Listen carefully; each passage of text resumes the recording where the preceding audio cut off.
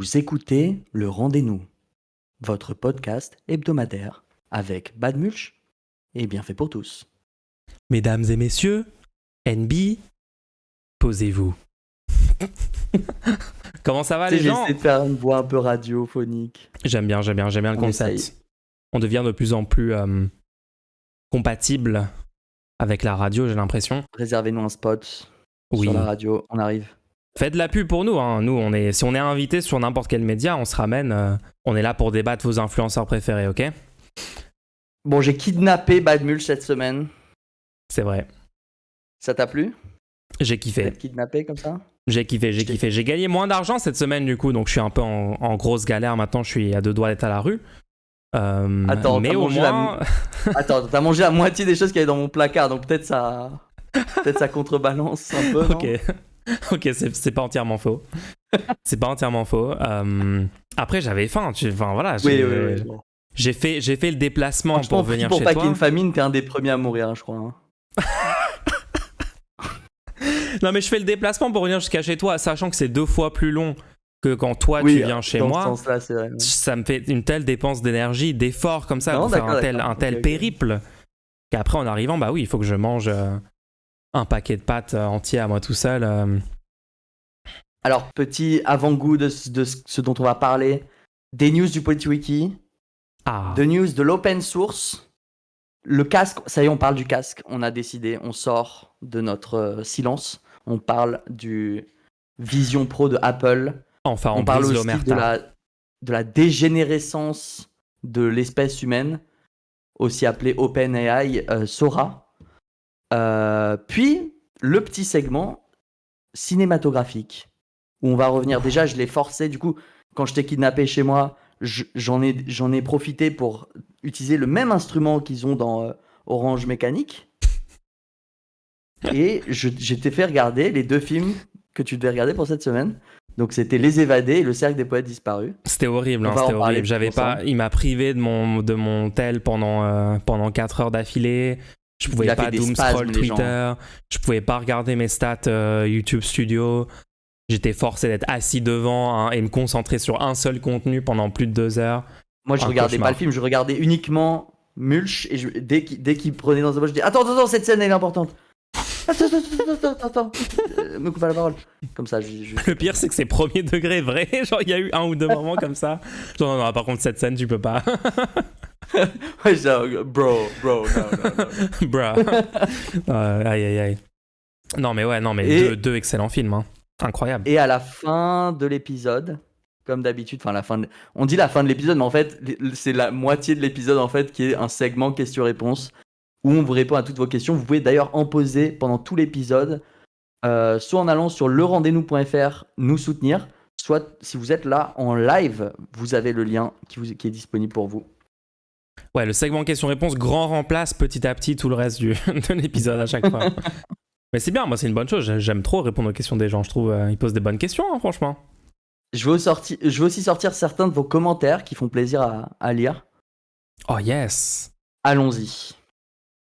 Trop bien. Moi j'ai dit tout ce que je voulais dire. Peut-être toi aussi tu voulais nous parler de certains trucs. Ah bah moi je donnerai mes takes sur tous ces sujets-là. Tu m'avais dit que tu voulais parler des européennes. Ouais, Alors, mais finalement il n'y a rien de nouveau. En fait, il n'y a rien de nouveau sur les européennes finalement. Ok, cool. Le PolityWiki, tu connais ce que c'est? J'ai entendu parler, oui, c'est pas du fichage politique complètement illégal et on devrait saisir la CNIL le plus rapidement possible pour... Alors non, ça c'est de la désinformation. En fait, Quoi? c'est juste Bah ouais, c'est juste des pages sur lesquelles il y a des liens vers des vidéos publiquement publiées par les influenceurs qui permettent de se faire une idée assez rapidement des avis politiques de tel ou tel influenceur. Ça gagnerait à avoir plus de personnes qui y participent pour ajouter des points de vue, tu vois, parce que là, on n'a qu'une vision incomplète de chaque créateur de contenu, tu vois. Mais c'est déjà pas mal. Et pourquoi j'en parle? Parce que c'est la première fois de ma vie que je suis tombé dessus complètement pas du tout en relation avec toi, quoi. Oh, J'étais trop bien. sur Twitter, j'étais en train de regarder le thread des pires catastrophes de créateurs de contenu qui existent au monde, c'est-à-dire chaque créateur de contenu, tous ceux pourquoi ils sont accusés et les preuves comme quoi c'est sans doute vraiment arrivé, tu vois. Des Ouais. trucs horribles. Et il y avait Les plus gros créateurs de dérapages. contenu. Ouais, créateurs de contenu par créateur de contenu. C'est juste fou, quoi. Enfin, qui sont ces gens, mais bon, bref. Je descends, et là, Psiodélique, la personne met un énorme pavé extrait du PolitiWiki pour donner rapidement un aperçu des positions politiques de la personne. Ça marche assez bien. C'est incroyable, je suis trop content les gens, je suis trop content. Dans la nature des gens, on tombe sur eux sur Twitter et en fait les infos c'est juste des screenshots de PolitiWiki. C'est parfait. C'est littéralement, je sais pas si vous vous rendez compte à quel point je suis satisfait de ça. Il y a 1 an, ce site n'existait pas. On n'avait pas cette plateforme, on n'avait pas lancé le concept, on était en pleine phase de financement pour ça. Et 1 an après, il y a des gens sur Twitter qui ont des commus, qui sont suivis, qui font des threads en utilisant l'outil PolitiWiki. C'est juste parfait, quoi. C'est le début, à mon avis, c'est le début de grandes choses à venir pour le PolitiWiki. Là, dernièrement, j'en parle plus sur le stream. Je commence à faire des petits streams de remplissage réguliers là, le mercredi. Ça se passe très très bien. Et je vois que ça a un peu relancé l'engouement. Tu vois, il y a plein de gens qui viennent contribuer. Maintenant, je pense qu'il n'y a pas une journée sans au moins 1 ou 2 personnes qui contribuent, grand minimum, quoi. Donc, non, c'est vraiment trop cool. C'est vraiment trop cool. Rappelle les gens que sur le Discord de la Neutrosphère, ça c'est une petite parenthèse, au cas où vous n'étiez pas au courant, notre communauté, on a un Discord. Donc déjà pour les gens qui regardent peut-être ce podcast seulement sur la chaîne, le rendez-nous, sur les plateformes, etc., il y a un Discord et on a un canal pour s'organiser sur l'ajout d'informations dans le PolitiWiki, sur le fait de rédiger les pages. Il y a même un canal genre PolitiWiki to-do list, hein, si vous voulez aller regarder du contenu pour remplir. Et il y a beaucoup de gens qui s'organisent là-dessus pour remplir le wiki collectivement. Donc, Tu sais comment ils appellent ça sur Wikipédia? Comment? Je crois qu'ils appellent ça les pommes à cueillir. Parce qu'en fait, l'article pour la pomme, à la base, c'était la pomme est un fruit. Ah. Et du coup, ils en ont fait un exemple en disant s'il y a un article qui est vraiment. En fait, faut pas le voir comme un mauvais article, faut voir comme un article à compléter, quoi. Parce que il y a littéralement eu une époque où vous alliez sur Wikipédia, vous cherchez pomme, il y a marqué la pomme est un fruit. Exactement. C'est une pyramide avec des contributions, des centaines, des milliers de contributions de plein de gens. Et c'est vrai qu'en l'état actuel, tu as des articles, voilà, il y a 2-3 trucs et on aimerait que ça soit évidemment complet. C'est le but long terme. Hein. Donc, merci encore à toutes les personnes qui contribuent, qui aident, qui financent, qui font le taf pour construire ce wiki qui est d'intérêt public, hein, comme nous le montrent des gens qui s'en servent pour parler des soucis avec le contenu psychodélique, qui en effet est vachement problématique. Je pense qu'on est en train de démontrer très clairement l'utilité. Ok. Donc ça j'étais surpris de le voir juste en me baladant sur les réseaux sociaux. Mais j'étais aussi surpris de voir autre chose en me baladant sur les réseaux sociaux.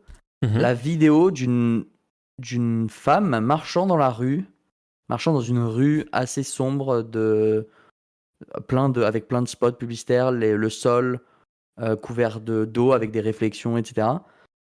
Cette vidéo était complètement générée par intelligence artificielle, par machine learning. C'est flippant, hein. J'ai regardé un petit peu la vidéo, j'étais pas à l'aise. J'étais pas à l'aise vraiment, hein. Je sais pas si ça a pas l'air de le faire à beaucoup de gens, mais moi j'étais pas à l'aise à un niveau vraiment fondamental en regardant ce contenu, vu que ce contenu n'est pas crédible et qu'aucun humain ne se donnerait la peine de faire un contenu aussi proche de la réalité, mais avec des erreurs aussi violentes. Ça me fait très bizarre. En fait, ce contenu est insensé, tu vois. Il se passe des choses dans ce contenu. Si juste vous voyez le contenu pendant quelques secondes, ça vous dérange pas. Voilà, vous voyez du coin de l'œil, vous voyez, bon, ok, c'est une femme qui marche. Et si vous regardez un peu plus attentivement, il y a des choses complètement. Ça sort d'un cauchemar. C'est un cauchemar. C'est littéralement un cauchemar. Par exemple, les jambes, la personne est en train de marcher, les 2 jambes passent l'une de l'autre côté. La jambe gauche vient à la jambe droite, et la jambe droite vient à la jambe gauche. Mais c'est très très dur de le voir, hein. C'est très très dur. Moi je l'ai vu, hein, la vidéo, la nouvelle vidéo de parce que là on parle du coup du nouveau projet de OpenAI qui vient de dévoiler, Soma. Et Sora. j'ai... Comment tu dis? Sora, pardon. Ah oui, c'est pas... Je confonds avec un jeu, non? Il n'y a pas un jeu qui s'appelle... Bon bref. Ouais, Sora, je crois que j'ai vu la même vidéo avec les gens, mais moi j'ai dû la regarder genre 3 fois avant en allant en zoomant, en regardant les détails. Et au premier abord, j'ai pas du tout vu les petites erreurs. C'est ça qui est vraiment flippant, c'est que on s'approche d'un niveau de conformité avec la réalité qui est quand même... après, c'est vrai qu'ils ont montré que des très courtes séquences, donc je pense que quand c'est des plus longues séquences, puis en plus ils Ça ont... ne génère que 1 minute. Et par contre, ils ont montré c'est ça qui est encore plus effrayant. Quand tu vas sur le site en question, tu descends un petit peu et ils te donnent des use cases, Ouais. des cas de figure où ça ne marche pas. Ils te disent voilà les faiblesses de notre modèle. Et c'est des choses vraiment effrayantes, comme par exemple, ils disent quelques chiens qui jouent les uns avec les autres, et les chiens ils se démultiplient, ils se fusionnent, il y a l'avant d'un chien qui devient l'arrière d'un autre chien, des choses comme ça. Ils apparaissent juste de C'est nulle part, horrible. ça La va pas pire, du tout. la pire de toutes les vidéos, c'était des archéologues qui déterrent une chaise en plastique. Cette vidéo, je peux même pas vous la décrire. C'est Ah oui, il y la a des chaise gros commence bugs avec à la chaise qui est voler, genre elle ouais, elle est vole dans les fusionnée. airs. Ouais. Waouh, moi ça me fait des relents carrément. Je trouve ça infect. Parlons un peu du fond du coup, parce que bon, si là ça vous intéresse, vous pouvez aller les regarder, mais c'est pas le plus intéressant. Le plus intéressant, c'est le fond. Pourquoi le fond? En fait, il y a plusieurs problèmes. Premier problème, pourquoi est-ce qu'on fait ça? Pourquoi est-ce qu'on dépense énormément d'énergie, de temps, de recherche pour faire ça? Quel est l'objectif? Ensuite, comment on fait ça? D'où viennent parce que c'est un modèle, c'est le machine learning, ça utilise des informations déjà connues pour pouvoir entraîner un réseau de neurones pour essayer de comprendre comment fonctionne la chose et de le reproduire. Donc sur quoi c'est entraîné? Qu'est-ce qu'on utilise comme données en entrée? Et enfin, comment les gens vont interagir avec ça? Parce que honnêtement, un de Ouais. mes cauchemars, moi, ce serait l'idée que tu aies de plus en plus de gens, vu que c'est très facile à créer du contenu de ce type-là, Ouais. la prolifération de ce contenu dans tous nos espaces audiovisuels, que ce soit par exemple, tu vois, juste là, nous on parle, pour illustrer ce qu'on est en train de dire, peut-être qu'il y a un logiciel qui va sortir et juste on est en train de parler, nous on n'aura jamais regardé la vidéo en question et il y aura une vidéo actuellement à l'écran avec des choses pour illustrer ce qu'on est en train de dire, qui seront générées. Et du coup, ça fait du contenu facile à pouvoir mettre sur YouTube, sur des chaînes de télé et tout.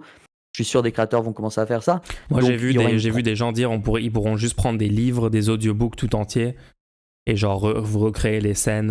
Ouais, non, ça, ils générer ont pas les compris scènes. encore qu'on n'en est pas encore là, mais bon, bref. Mais du coup, ouais, la prolifération de ce contenu-là,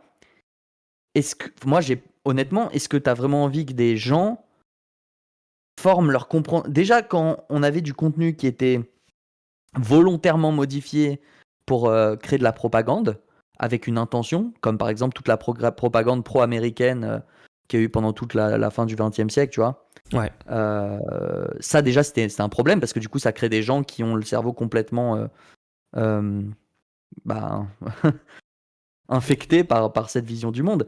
Ouais. Mais là c'était avec une intention. Tu pouvais expliquer à la personne non mais c'est pas ça la vraie vision du monde. Voilà qui a financé tel film et pour telle raison, tu vois. Tu pouvais expliquer à la personne. Des gens qui auront conçu leur vision du monde à partir de vidéos qui ne sont pas vraiment la réalité, mais la compréhension de la réalité par une intelligence artificielle, par un réseau de neurones dont personne ne comprend le fonctionnement, ça, je suis pas à l'aise avec ça.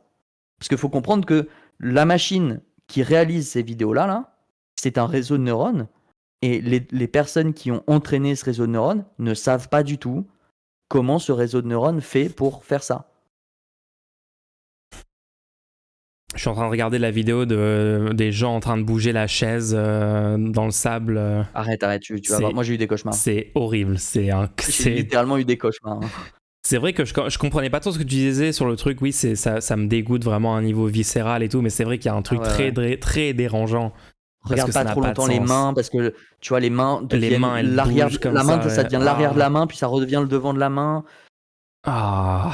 Les sourires des gens, les micro-expressions on a l'impression que c'est tous des robots qui vont d'un seul coup t'attaquer. Ouais. Ouais. C'est quelque chose. Mais tu disais, dans quel but est-ce qu'il y a autant de financement? Pourquoi est-ce que ce genre de truc, ça a l'air d'être vraiment une priorité pour l'humanité en ce moment, vu la quantité de ressources, de capitaux, de talents, de gens ultra compétents dans l'informatique, etc., dans les recherches là-dessus qui vont dans ce domaine pour faire ce genre d'outils, visiblement. Générer des trucs, générer de l'art, des photos, maintenant des vidéos. Est-ce que c'est pas juste un truc pour faire de l'argent? Ça veut dire que ils vont pouvoir faire payer un abonnement à ça, et puis tous les youtubeurs, au lieu de chercher du stock footage, ils vont juste générer tout le stock footage pour leurs vidéos, tu vois. Payer. Tu sais qu'actuellement, il y a des services, tu payes 40 € par mois, tu as des millions de stock footage déjà de qualité. Ouais, mais là, tu pourras faire très spécifiquement une scène qui peut-être n'existe pas dans la grosse base de données de stock footage. J'imagine. Ouais, je sais pas. Ouais, mais tu vois l'argent qui est dépensé pour faire ça, tu vois les investissements et tout, est-ce que tu penses vraiment que... Enfin, moi ce que les Ah non, mais seuls bien trucs sûr, mais qui de ont toute façon, été... moi, je crois profondément que le système capitaliste n'est pas du tout un système qui alloue les ressources de façon optimale. Enfin, tellement de contre-exemples de ça. Rien que toute la folie autour des crypto-monnaies ces dernières années, les bitcoins, etc. Vous regardez la quantité d'énergie Les que ça NFT. dépensait. Les NFT, enfin, tout cet épisode NFT. Actuellement, c'est où les NFT, les gens? C'est où? Toutes les personnes, il y a 2 ans, qui me disaient non, mais je te promets, les NFT, machin, c'est finito. Genre, tous les NFT ont perdu 99% de leur valeur. Ouais. Mais tout ça était hyper prévisible. Enfin, bref. Le seul truc crédible que quelqu'un a... J'ai vu le point de vue de quelqu'un sur Twitter. Le seul truc crédible que j'ai vu, c'était des publicités complètement personnalisées pour chaque utilisateur. En temps réel, selon tes préférences. Et personne n'a jamais vu le contenu que tu es en train de regarder. C'est-à-dire que il y a un produit il va faire la pub d'un produit et ils génèrent le truc qui a le plus de chances de te faire acheter le produit, genre. En vrai, Une ça, c'est personne méga qui flippant. ressemble. Attends, ce que tu viens de me dire me fait premier degré hyper flipper du coup. Ouais, t'arrives sur une vidéo YouTube. Fuck. Ça prend en compte. Voilà, dans le prompt, il y a marqué cette personne est en train de regarder telle vidéo YouTube. Elle a tel âge, elle fait telle profession, et voici la vidéo qui lui fera acheter notre produit, qui est une boisson énergisante, je sais pas quoi. Et là, boum, ça génère une vidéo. On est foutus, les gens. On est foutus, ça y est, finito. Pire Donc, timeline. dans la vidéo, je sais pas si tu regardes dans la vidéo que... Là, je suis en train de regarder la vidéo de la grand-mère en train de souffler ses bougies avec les gens dans... Ouais, regarde surtout pas les mains dans celle-là, mais... Les mains sont si tu regardes horribles. la vidéo avec les chaises, la plupart des gens ont 3 bras, et il y a un bras qui devient... on dirait que le truc se rend compte... Ah non, attends, il est pas censé avoir 3 bras, attends, je vais le faire devenir un bout du jean, et puis c'est bon. Ah non, t'inquiète, c'était pas un bras, c'était un Non, de la chaise, ce bras finalement. n'existait pas, en fait. Non, t'inquiète, y a pas de souci, t'inquiète. Tout va bien dans cette scène. C'est horrible. Bref. Mon problème, c'est que moi, dans mon activité principale, je développe des jeux vidéo, ok? Basé. J'étais en train de chercher comment faire pour accélérer une vidéo dans le moteur de jeu que j'utilise, qui est open source, qui s'appelle Godot Engine. On en reparlera un peu plus tard. Et il y a des trucs à dire aussi sur ça. Ouais, il y a des trucs à dire. On va en parler. Ouais. Je fais une petite recherche sur YouTube, sur Google, sur DuckDuckGo plus précisément. Je cherche, je suis en train de regarder. Comment est-ce qu'on fait pour accélérer une vidéo? Sachant que je sais que c'est pas simple. Parce que moi, le premier truc que je fais, c'est je vais voir la documentation du logiciel. Et dans la documentation, il te donne pas, ça n'existe pas une fonction simple pour le faire, d'accord? Okay. C'est pour ça que je suis en train de chercher. Je tombe sur un article beaucoup trop long pour répondre à cette question, qui me dit d'utiliser une fonction. Je sais que la fonction n'existe pas et je me rends compte, ok, en fait, je suis arrivé sur un site entièrement généré par intelligence artificielle. Oh mince. Et ils ont généré une page. Comment accéder à une vidéo dans Godot? Ils ont généré une page qui fait 800 lignes. Toutes les 3 paragraphes, il y a marqué acheter notre guide, acheter notre cours. Ça y est, il y a vraiment des business complètement scam, complètement malhonnêtes qui sont apparus. Les ressources énergétiques pour générer ces centaines de pages complètement fausses qui existent, c'est fou, c'est absolument fou. Et j'ai aucun moyen de savoir que c'est généré par intelligence artificielle. C'est juste vu que moi, je sais que ça existe, je sais de quoi est capable l'intelligence artificielle, je l'ai utilisé un petit peu pour voir de quoi il s'agissait. Je peux reconnaître que cette page n'a pas été écrite par... Enfin, n'est pas réelle. Ouais. Et donc, j'ai pris le lien du site et je l'ai rajouté. J'utilise une extension qui permet de complètement masquer des résultats de recherche, tous les prochains résultats de ce site-là. Très bonne idée. Et ça, je le fais tout seul. C'est-à-dire que pour le moment, il n'y a pas de solution systémique pour combattre ça. Comme je l'ai expliqué, j'ai aucun moyen de savoir si ça a vraiment été généré par intelligence artificielle. Moi, je le pense. Donc, pour mon propre bien, je me l'ai soumis dans une blacklist. Ouais, t'as plus jamais envie de retomber sur un truc qui potentiellement est complètement fake, généré par IA. C'est pas du vrai contenu humain qui a un sens, quoi. Exactement. Mais à l'avenir, il faudrait qu'il y ait des régulations. Il faudrait que ce soit illégal de publier du contenu généré par intelligence artificielle sans le mentionner. Parce qu'en fait, qu'est-ce que tu es en train de faire quand tu publies du contenu généré par intelligence artificielle? C'est exactement comme si tu avais demandé à quelqu'un qui n'a aucune connaissance particulière sur ce sujet-là. Tu lui as demandé, est-ce que tu peux me bullshiter, est-ce que tu peux m'inventer complètement un article pour parler de ce sujet-là? Ouais, que dirait un expert Fais un truc qui donne la vibe que c'est un expert en train de donner un avis légitime sur un truc, ouais. Et là, le stagiaire revient, on va dire que c'est un stagiaire, tu vois, qui est payé pour faire ça. Il revient, il dit, ok, en vrai, moi, je connais rien sur ce sujet-là. J'ai fait genre, j'étais un expert, mais j'ai juste inventé de A à Z tout ce que je viens de dire. Et là, tu lui réponds, ok, cool, je vais le publier en disant que c'est un expert qui l'a fait. C'est ça que sont en train de faire tous les gens qui utilisent l'intelligence artificielle pour générer du contenu sans le déclarer, tu vois.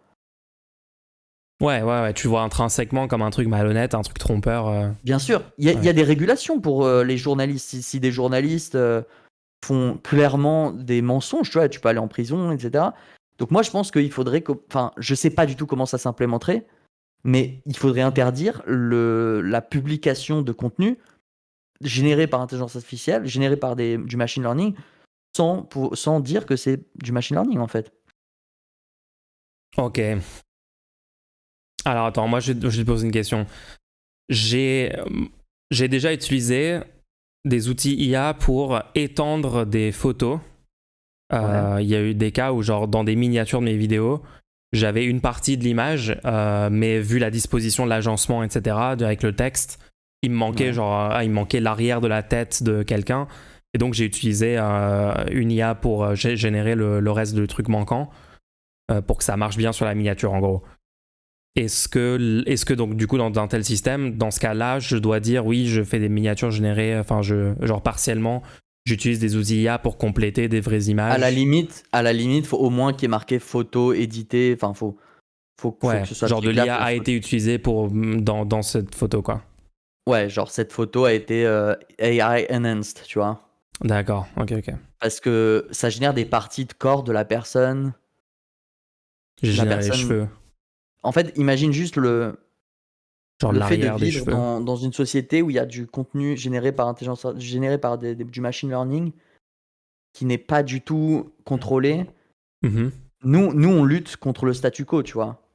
Mais là, c'est littéralement la reproduction du statu quo. Parce que les choses qui vont être générées, c'est une version complètement trompeuse d'une compréhension des données à la base. Donc, c'est une photocopie d'une photocopie des premiers résultats de Google. Ah oui, non, mais c'est juste tout l'IA, en fait, tout le mécanisme même sur lequel ça se base, le fait de juste reproduire des combinaisons, des recombinaisons de tout ce qui se trouve dans la base de données, c'est intrinsèquement un truc anti-innovation, anti-créativité, think outside the box, faire des nouvelles façons de de prendre des photos, de faire des vidéos, d'écrire, etc.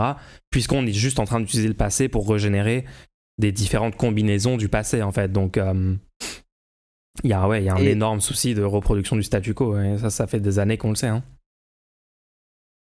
et je vais quand même essayer de finir sur une note plutôt positive. Je pense qu'on va vivre comme pour la blockchain, comme pour les crypto-monnaies, comme pour les NFT. On va vivre 10 ans où tout le monde va croire que ça y est, grâce à ça, on va pouvoir se passer complètement d'artistes, de créateurs de contenu, parce que Ouais, genre ça une va grosse hype, une grosse bulle autour de ça, et puis après... Non, Pouf. non. Moi, ce que je pense qui va se passer, c'est les gens auront besoin de respirer. Les gens en auront marre.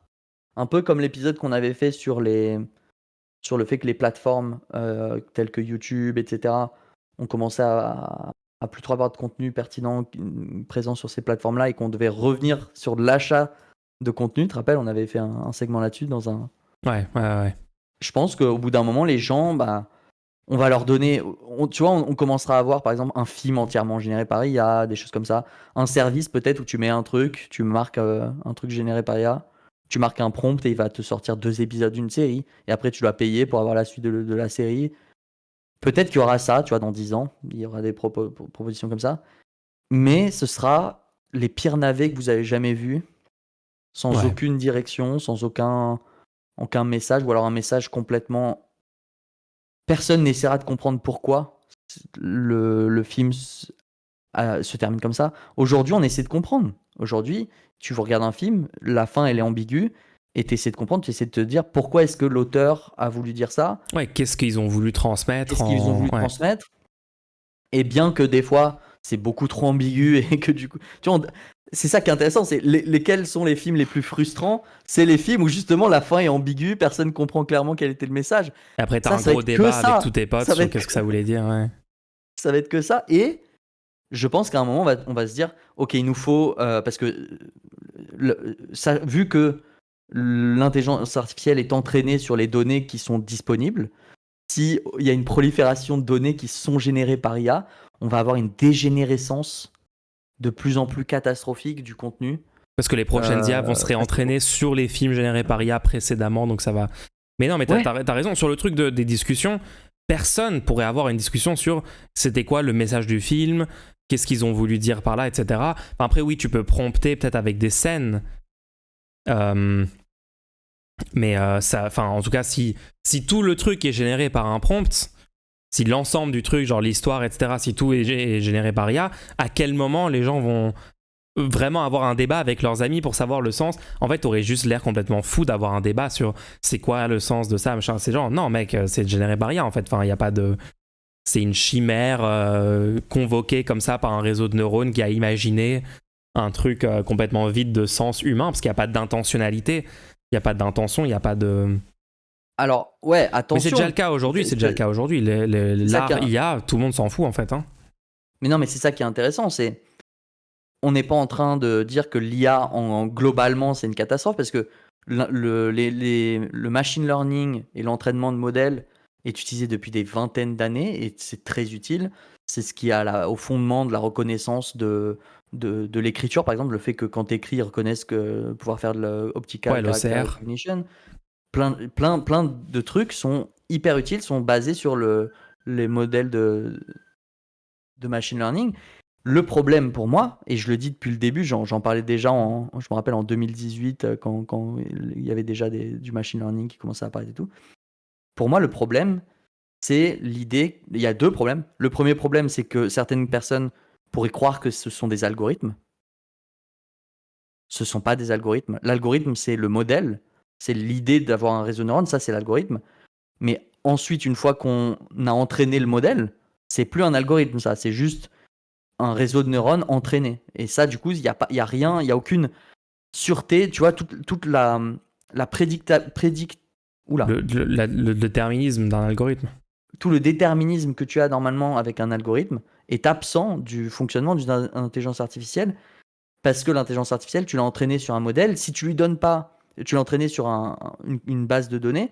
Tu lui donnes pas des choses qui sont dans la base de données et dont tu l'as entraîné pour reconnaître ces choses-là. Par exemple, est-ce que une photo est un chat ou pas, tu vois? Ouais. Si tu entraînes un modèle pour faire cette tâche-là en particulier.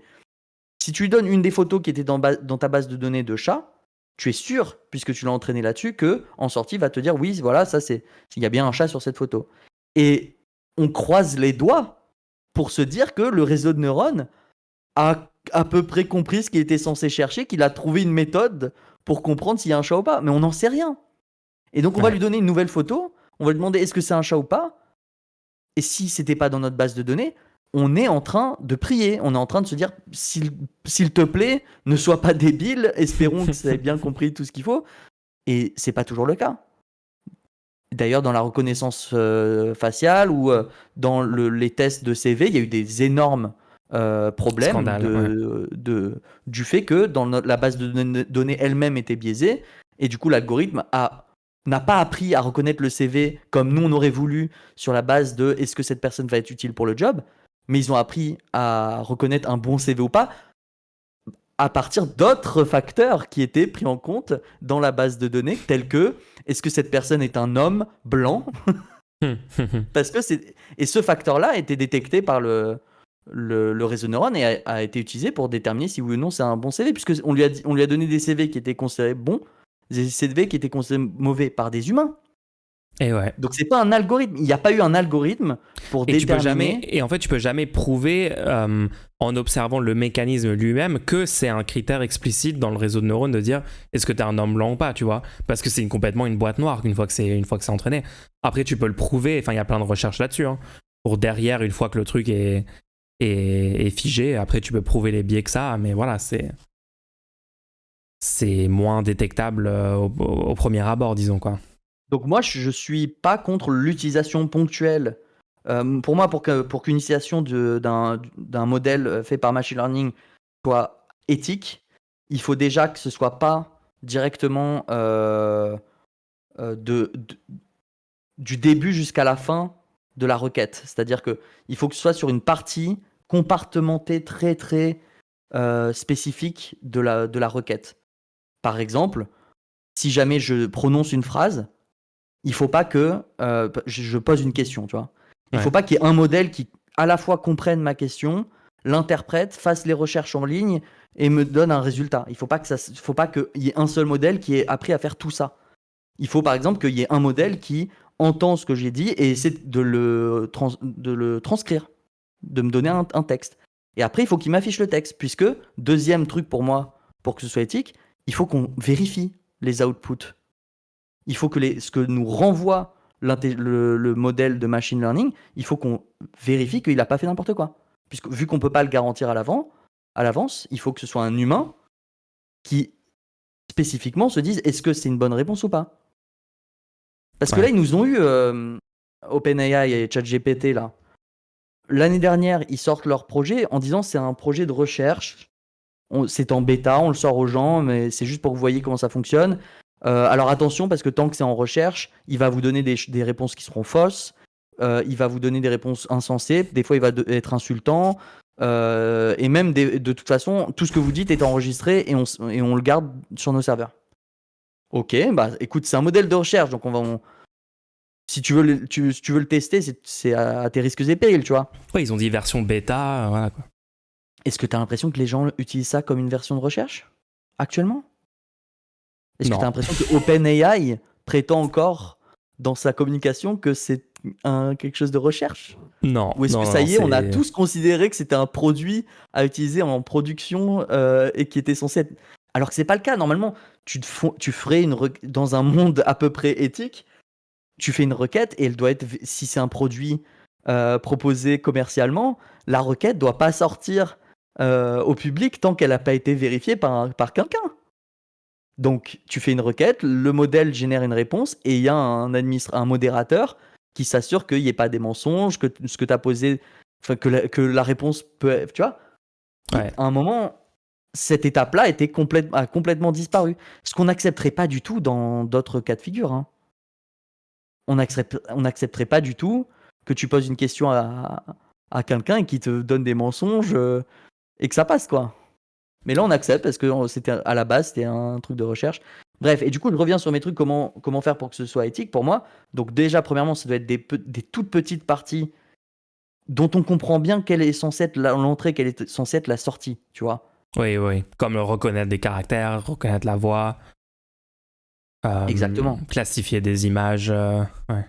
Ensuite, il faut que ce soit vérifié. Il faut qu'on puisse le vérifier. Il faut qu'on puisse se dire oui, c'est bon, c'est ce que je voulais ou pas.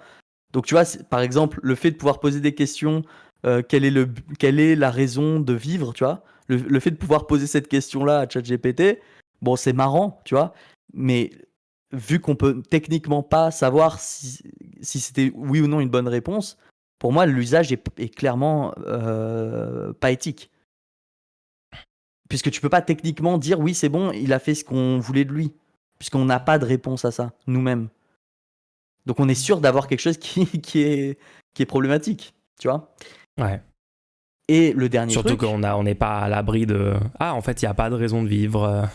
Ah oui, il y a déjà eu des cas de figure où il y a des intelligences artificielles qui ont poussé des gens à se suicider, hein, ça a déjà eu lieu. Des chatbots, ouais. Au moins Ouais. un exemple. Je sais pas si on avait plus qu'un, mais ouais.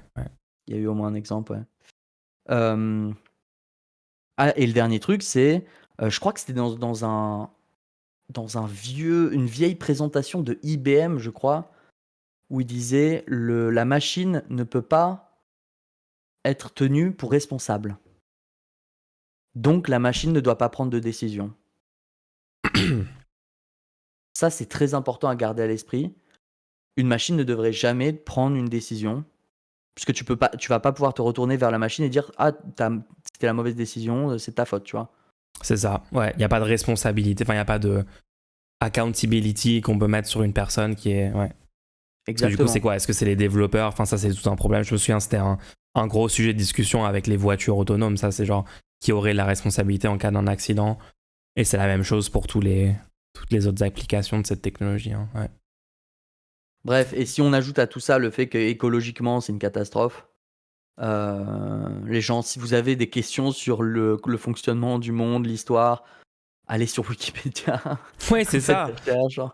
C'est ça, c'est ça. Non, mais c'est vrai que quand on réfléchit à la quantité, juste aux capitaux investis, aux ressources déployées pour faire avancer ça depuis des années, versus le bien que ça apporte concrètement à l'humanité, genre le gain personnel. Est-ce que vous pouvez me citer des exemples en quoi votre vie s'est améliorée avec toutes ces panels de technologie de OpenAI, à part sur 2-3 trucs très particuliers à certains moments et des améliorations genre marginales? C'est quand même un ratio assez catastrophique pour moi. Il y aurait tellement de domaines de recherche prioritaires où des financements pourraient être donnés. La recherche publique en France manque largement de financement. Encore une fois, on voit que le marché privé capitaliste n'alloue pas les ressources de façon. Surtout pour générer des images. Enfin, je suis désolé, actuellement, c'est genre 95% des images porno. Le truc de vidéo, on sait très bien que ça va être utilisé pour ça. Énormément aussi. Enfin bon, bref, c'est MDR quoi. MDR.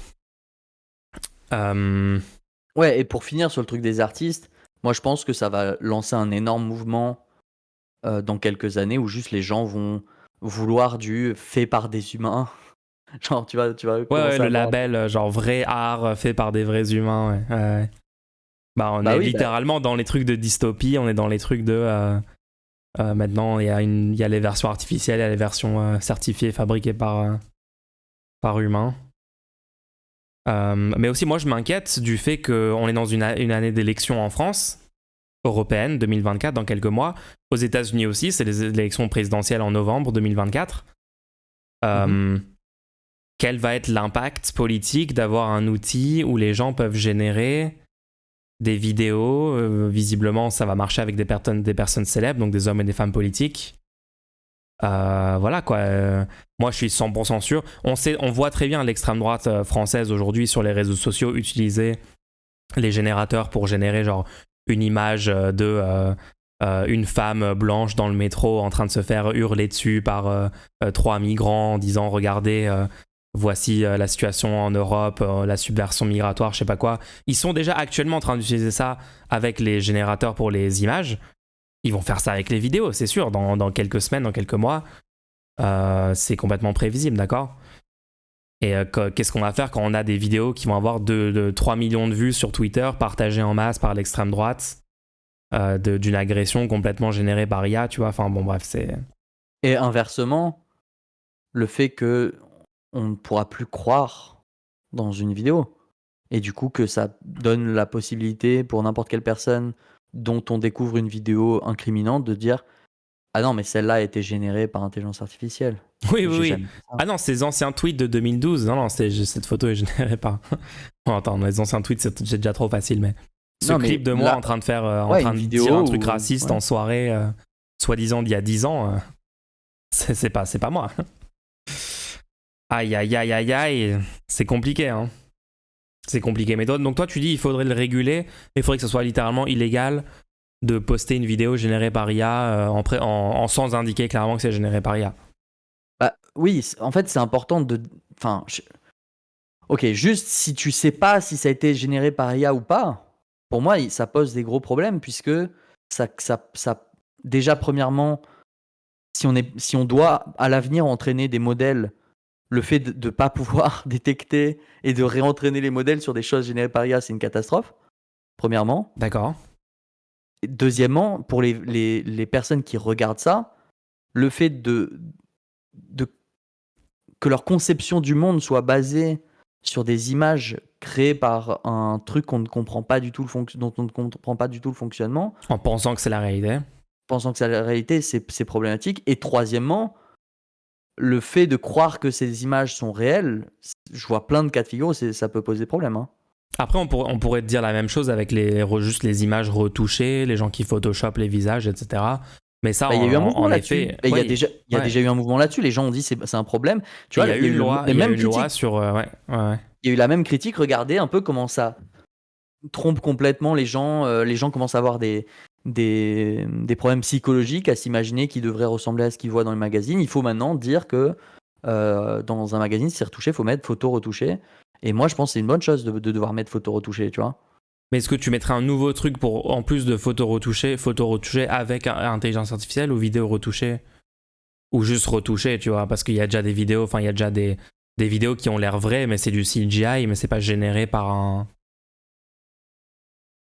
C'est pas pareil. La Sora, vidéo tu vois? CGI. Ok. La vidéo CGI, tu peux aller voir la personne qui l'a créée, lui demander pourquoi il a fait cette vidéo. Ouais. Ok. Une vidéo générée par intelligence artificielle, le prompt, il fait 2 lignes. Hein. Toutes les autres informations sont complètement créées de toutes pièces par quelque chose dont on ne comprend absolument pas le fonctionnement. Ok, Je sais que ok, ok. ça peut être dur de voir de prime abord quel problème ça pose, mais si c'est la majorité du contenu qu'on regarde, on n'a pas le contrôle sur ce que c'est, parce que juste on a complètement cédé notre capacité de contrôle sur le contenu du fait que c'est plus facile de juste mettre un prompt et d'obtenir un résultat. Moi, je pense qu'au niveau subconscient, ça va juste genre vraiment nous appauvrir, quoi. Non, j'entends. J'ai vu quelqu'un qui avait posté sur Twitter. Ouais. Est-ce que parce qu'il y a un passage où tu vois Ouais. une mouette courir. Genre tu vois la mouette avec comme des pieds quoi, Ouais. courir. Une mouette ne se déplace jamais comme ça. Ah ouais? L'intelligence artificielle a dû se dire c'est un animal, je vais le faire bouger comme un animal. D'accord, ok. Donc tu vois, ouais, donc t'es genre désinformé sur l'anatomie et la façon de se déplacer d'animaux. D'accord, ok. Ouais, et du coup genre la question c'était, là c'est un petit truc tu vois, mais si les 3/4 de ce que tu comprends du monde est basé sur des choses complètement fausses comme ça, est-ce que c'est pas problématique, tu vois? Ouais, ouais. Là, il y a des gens qui se moquent de oh regardez les enfants qui naissent maintenant, ils savent pas ce que c'est une disquette.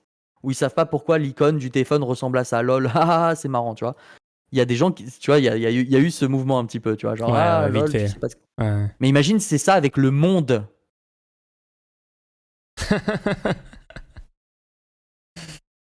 Ouais. Ouais, Voilà. ouais.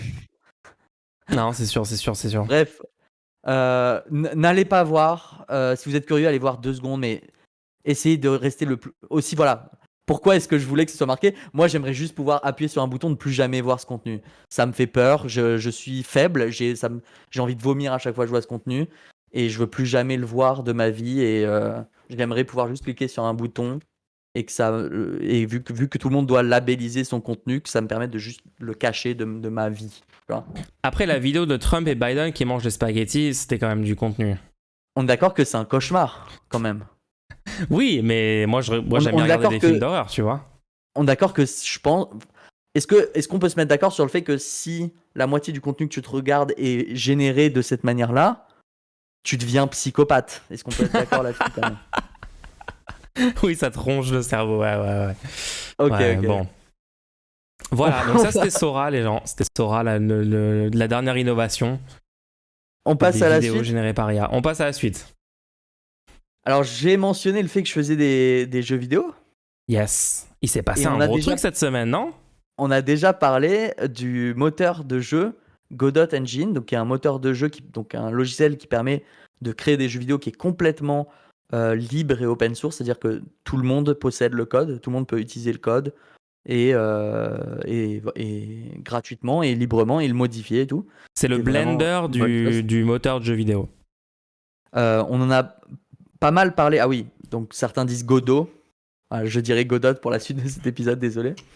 La plupart des gens ont entendu parler, sur notre podcast en tout cas, quand on avait parlé de l'épisode où Unity, un autre moteur de jeu très célèbre, mais cette fois-ci propriétaire, avait décidé du jour au lendemain de changer complètement son modèle de financement, ce qui a effrayé tous les créateurs de jeux. C'est-à-dire du jour au lendemain, tu apprends que à partir de maintenant, quand tu vas vendre des jeux, il va falloir donner une somme sur chaque exemplaire vendu, tu vois.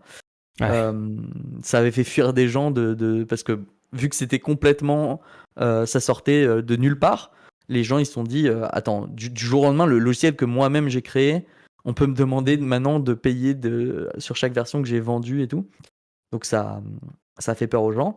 Et ce logiciel, donc le moteur de jeu Godot, a de plus en plus de succès parce T'as qu'il est même de pas plus en respecté plus ta robuste. propre règle, t'as dit que c'était Godot.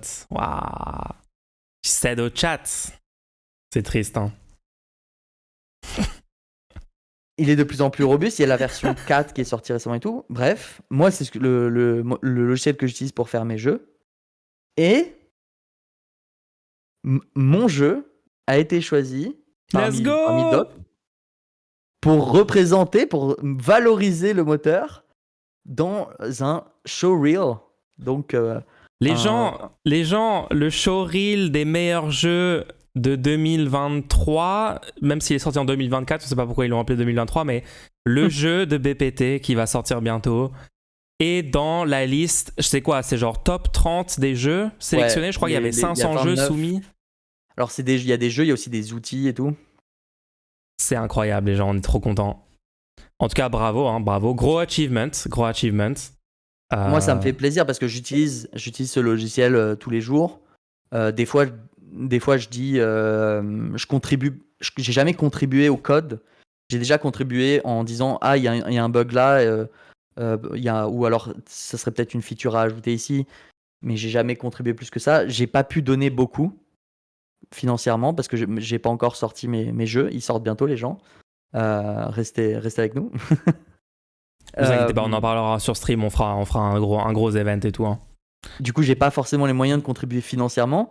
Et là, honnêtement, le fait que mon logiciel peut servir pour montrer genre mon jeu à moi peut servir, les images de mon jeu peuvent servir pour montrer la capacité et pour faire de la promotion pour Godot, bah ça me fait super plaisir. Je me dis oh, ok, donc c'est ça y est, quoi.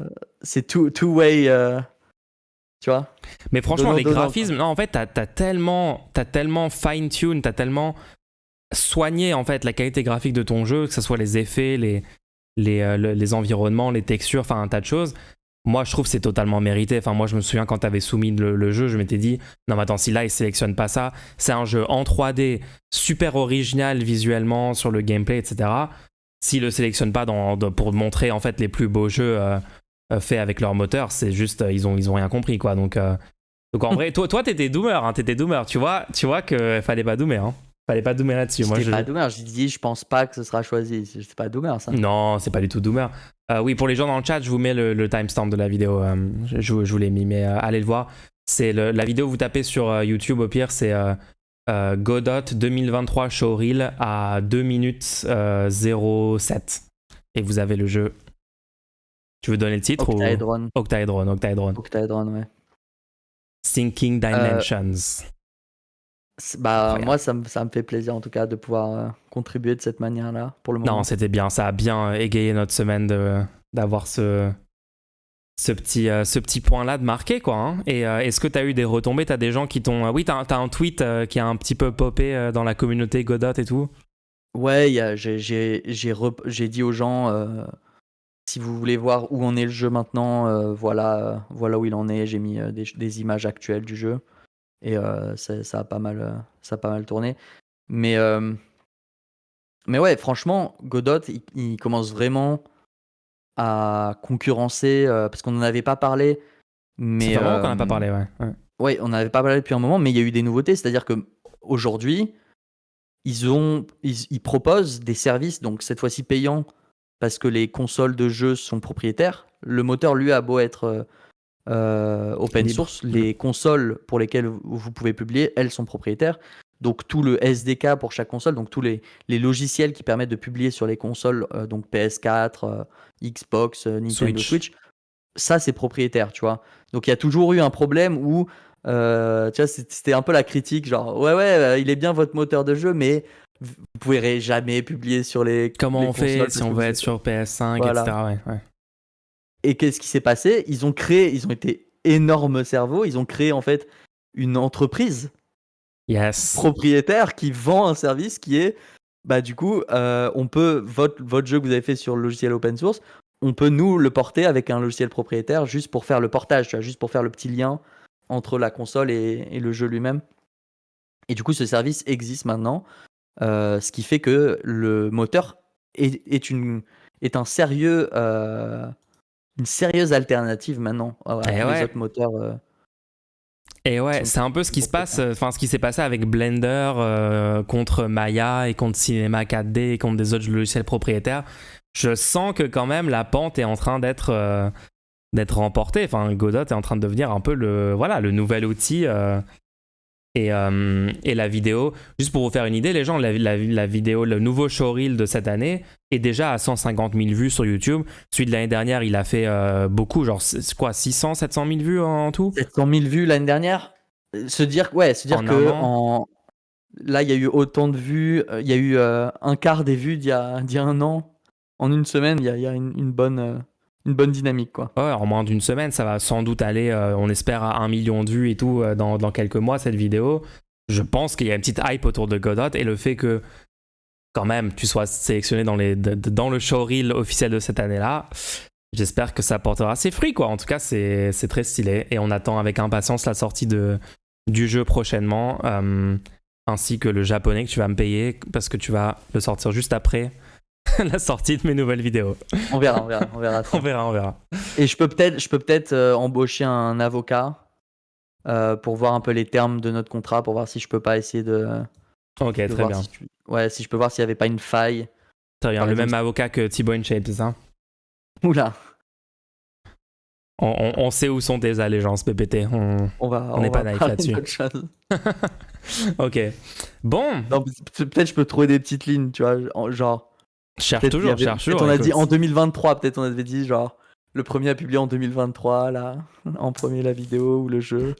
Écoute, on verra. Hein. On verra. Mais est-ce qu'on parle du film maintenant? Moi, j'aimerais qu'on rappelle aux gens que pendant toute notre discussion, pendant tout ce podcast, vous pouvez contribuer des questions en faisant un don si vous aimez le contenu que nous proposons ou que vous avez des questions à poser. Parce que vous pouvez aussi détester ce contenu et du coup nous poser des questions genre pourquoi est-ce que vous faites ce contenu horrible, tu vois. Vous pouvez aussi les poser dans tous les cas. Vous pouvez faire ça en nous faisant un don. SO à tous nos haters, on vous adore les haters. Continuez de poser des questions pleines de haine. J'arrive, hein? Et nous y répondrons pendant un segment à la fin de l'épisode. Ok. Donc ouais, bien sûr, on reparlera. Alors, on reparlera aussi donc de ce projet Octaedron, mais aussi d'un autre projet que je fais tout particulièrement pour cette communauté, Parce qu'en fait, moi, je suis bien inspiré par tous les débats qu'on a régulièrement sur cette chaîne, les débats que Bad Mulch a aussi. Et donc, ça m'a donné envie de faire un jeu pour essayer de répondre au manque d'esprit critique environnant. Et je vous reparlerai de ça aussi. Ça avance bien. Il est trop bien le jeu. Il est trop bien le jeu. J'ai testé des versions, des premières versions là. Je suis hypé pour la sortie de celui-là. On va en parler prochainement, plus en détail.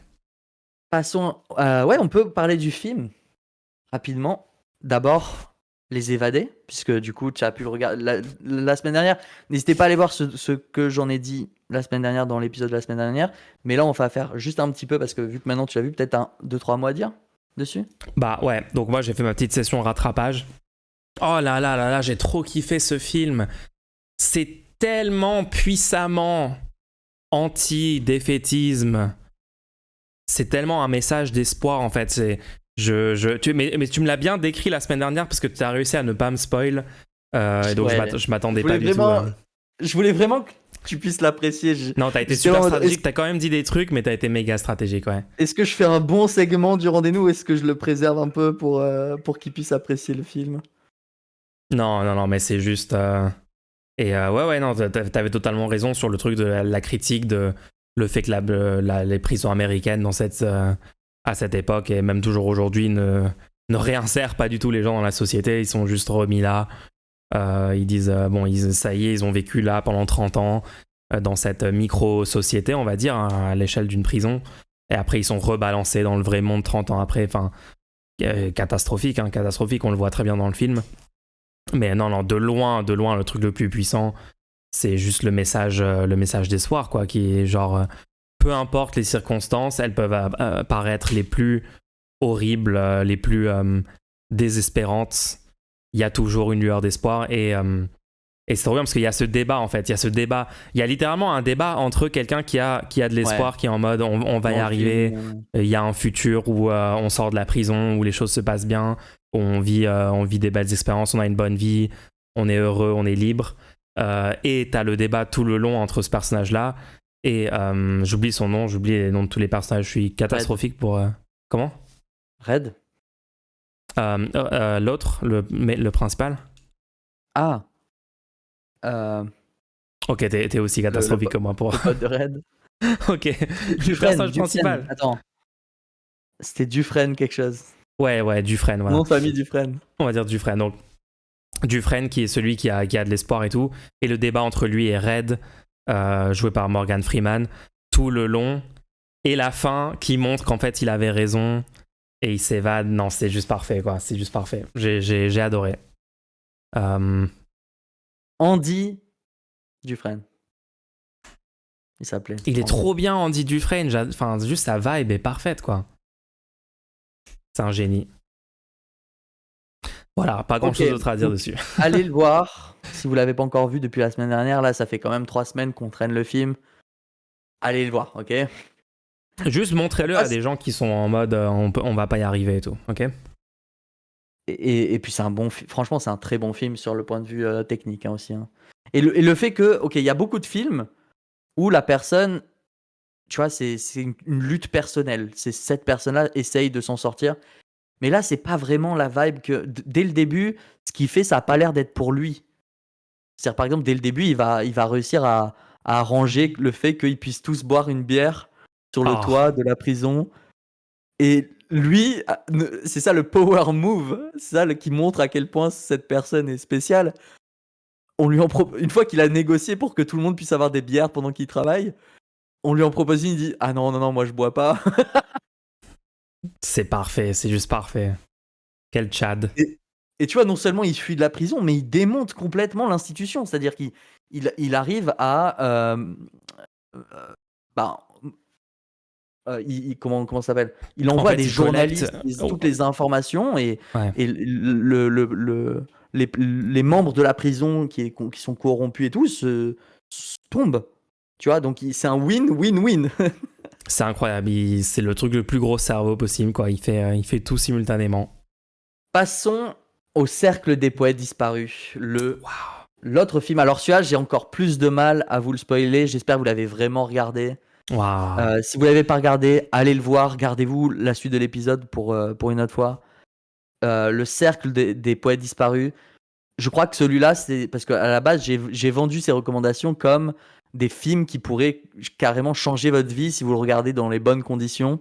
Et je pense que celui-là, c'est un des films qui pourrait le plus avoir un impact sur vous quand même. Qu'est-ce que t'en Ouais, penses? franchement, encore plus que les évadés, je dirais. C'est vraiment un truc, il y a tellement de messages subtilement véhiculés, mais de façon tellement basée. Et ouais, moi je dirais que...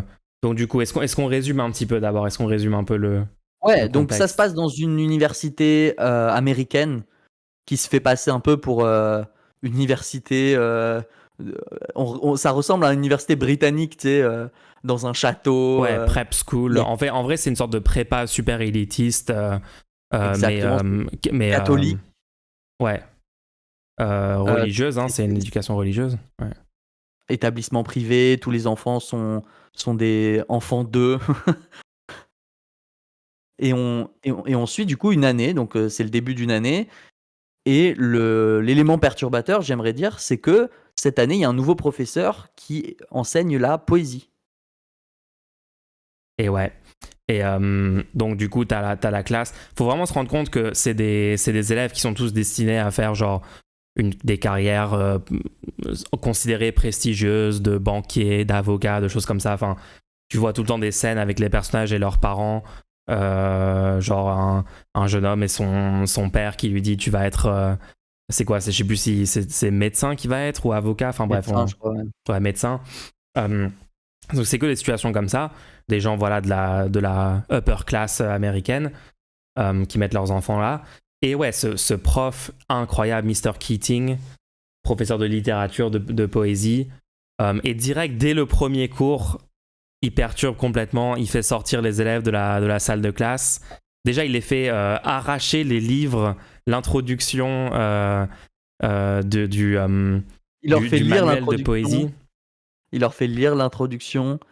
Moi c'est ça que j'aime bien, il te montre que les élèves suivent sans poser de questions l'introduction. C'est-à-dire que on, c'est ok, en dehors de la classe, si tu n'es pas un élève, ces explications sont clairement n'importe quoi.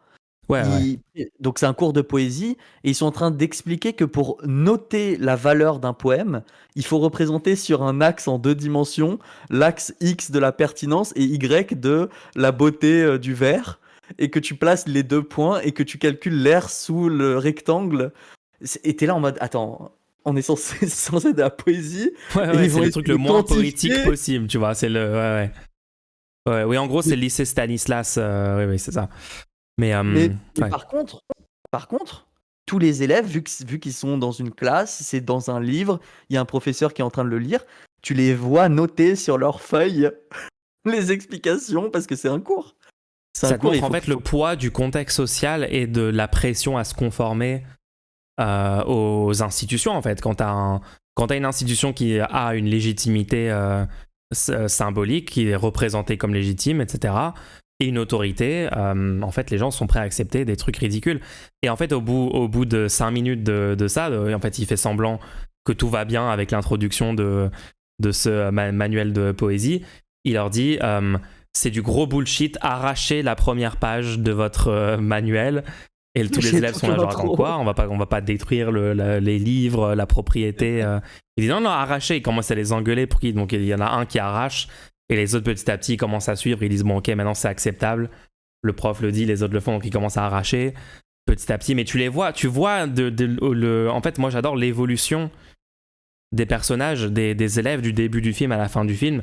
T'as vraiment Ouais. genre cette première scène dans la classe où ils hésitent énormément à sortir du moule, à faire des trucs comme ça, à juste arracher les pages. Puis entre ça et la scène de fin où t'en as tout un tas Attends, on arrive tranquillement à la scène de fin, on On va pas arrive tout de tranquillement à suite la là. scène de fin, mais Spoil pas notre propre review du film.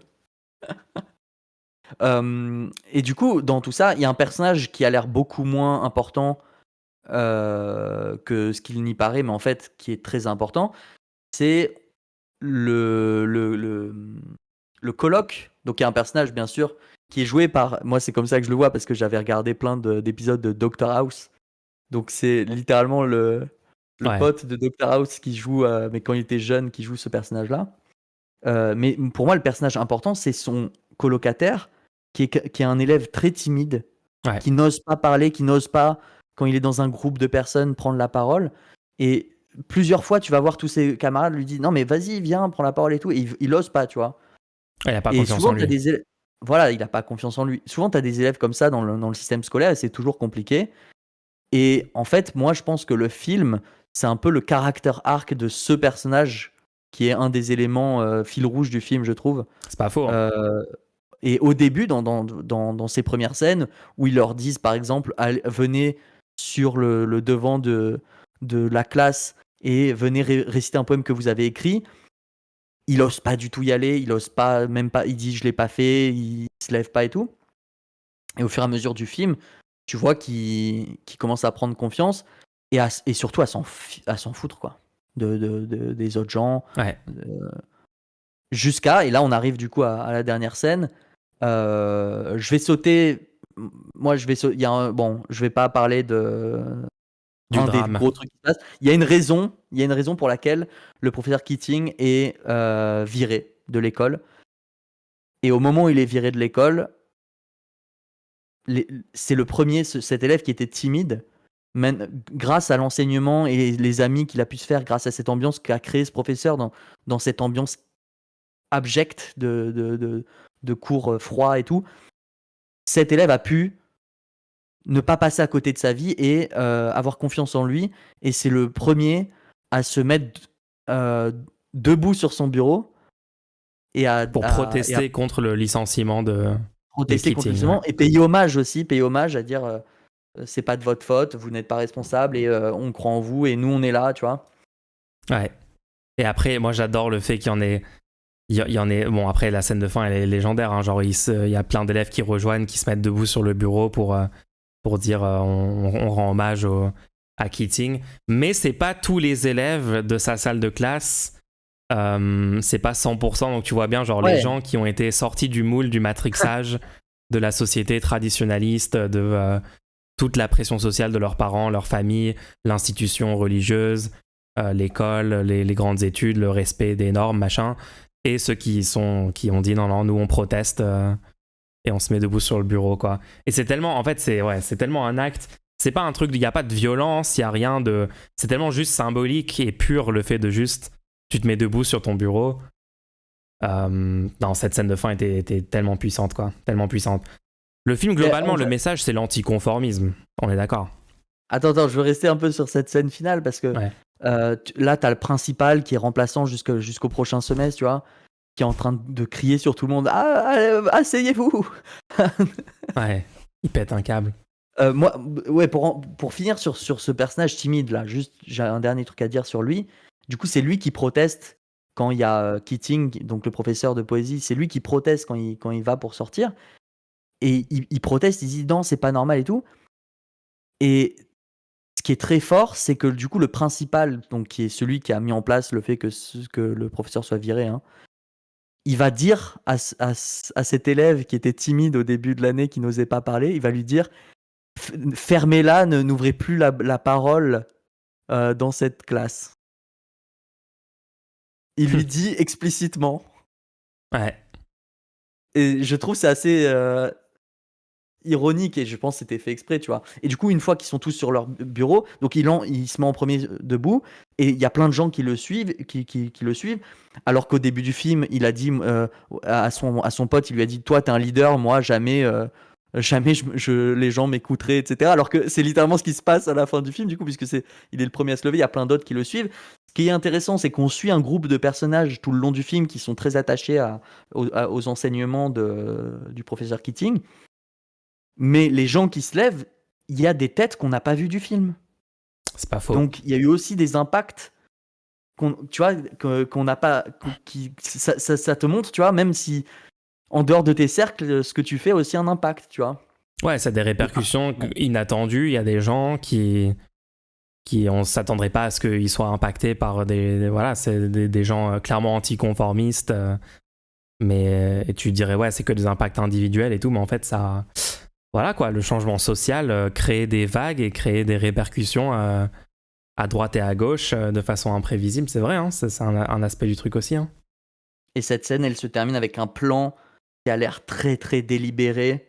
Un plan sur lequel tu vois tous les personnages qui sont debout en train de regarder directement la caméra, et sur le même plan tu vois tous les élèves à leur bureau qui ne se sont pas levés, et ils ont la tête complètement recroquevillée Ouais, genre sur les leur chines, bureau, ils courbent les chines quoi. Ouais. et t'as un peu l'impression, ok, donc au moins il a sauvé la vie de ces gens-là, quoi. Ce professeur, il est... Au moins il a Non, mais c'est dématrixé ça. Mais oui, c'est ça, parce une que dizaine d'élèves. qui seront ces gens, honnêtement?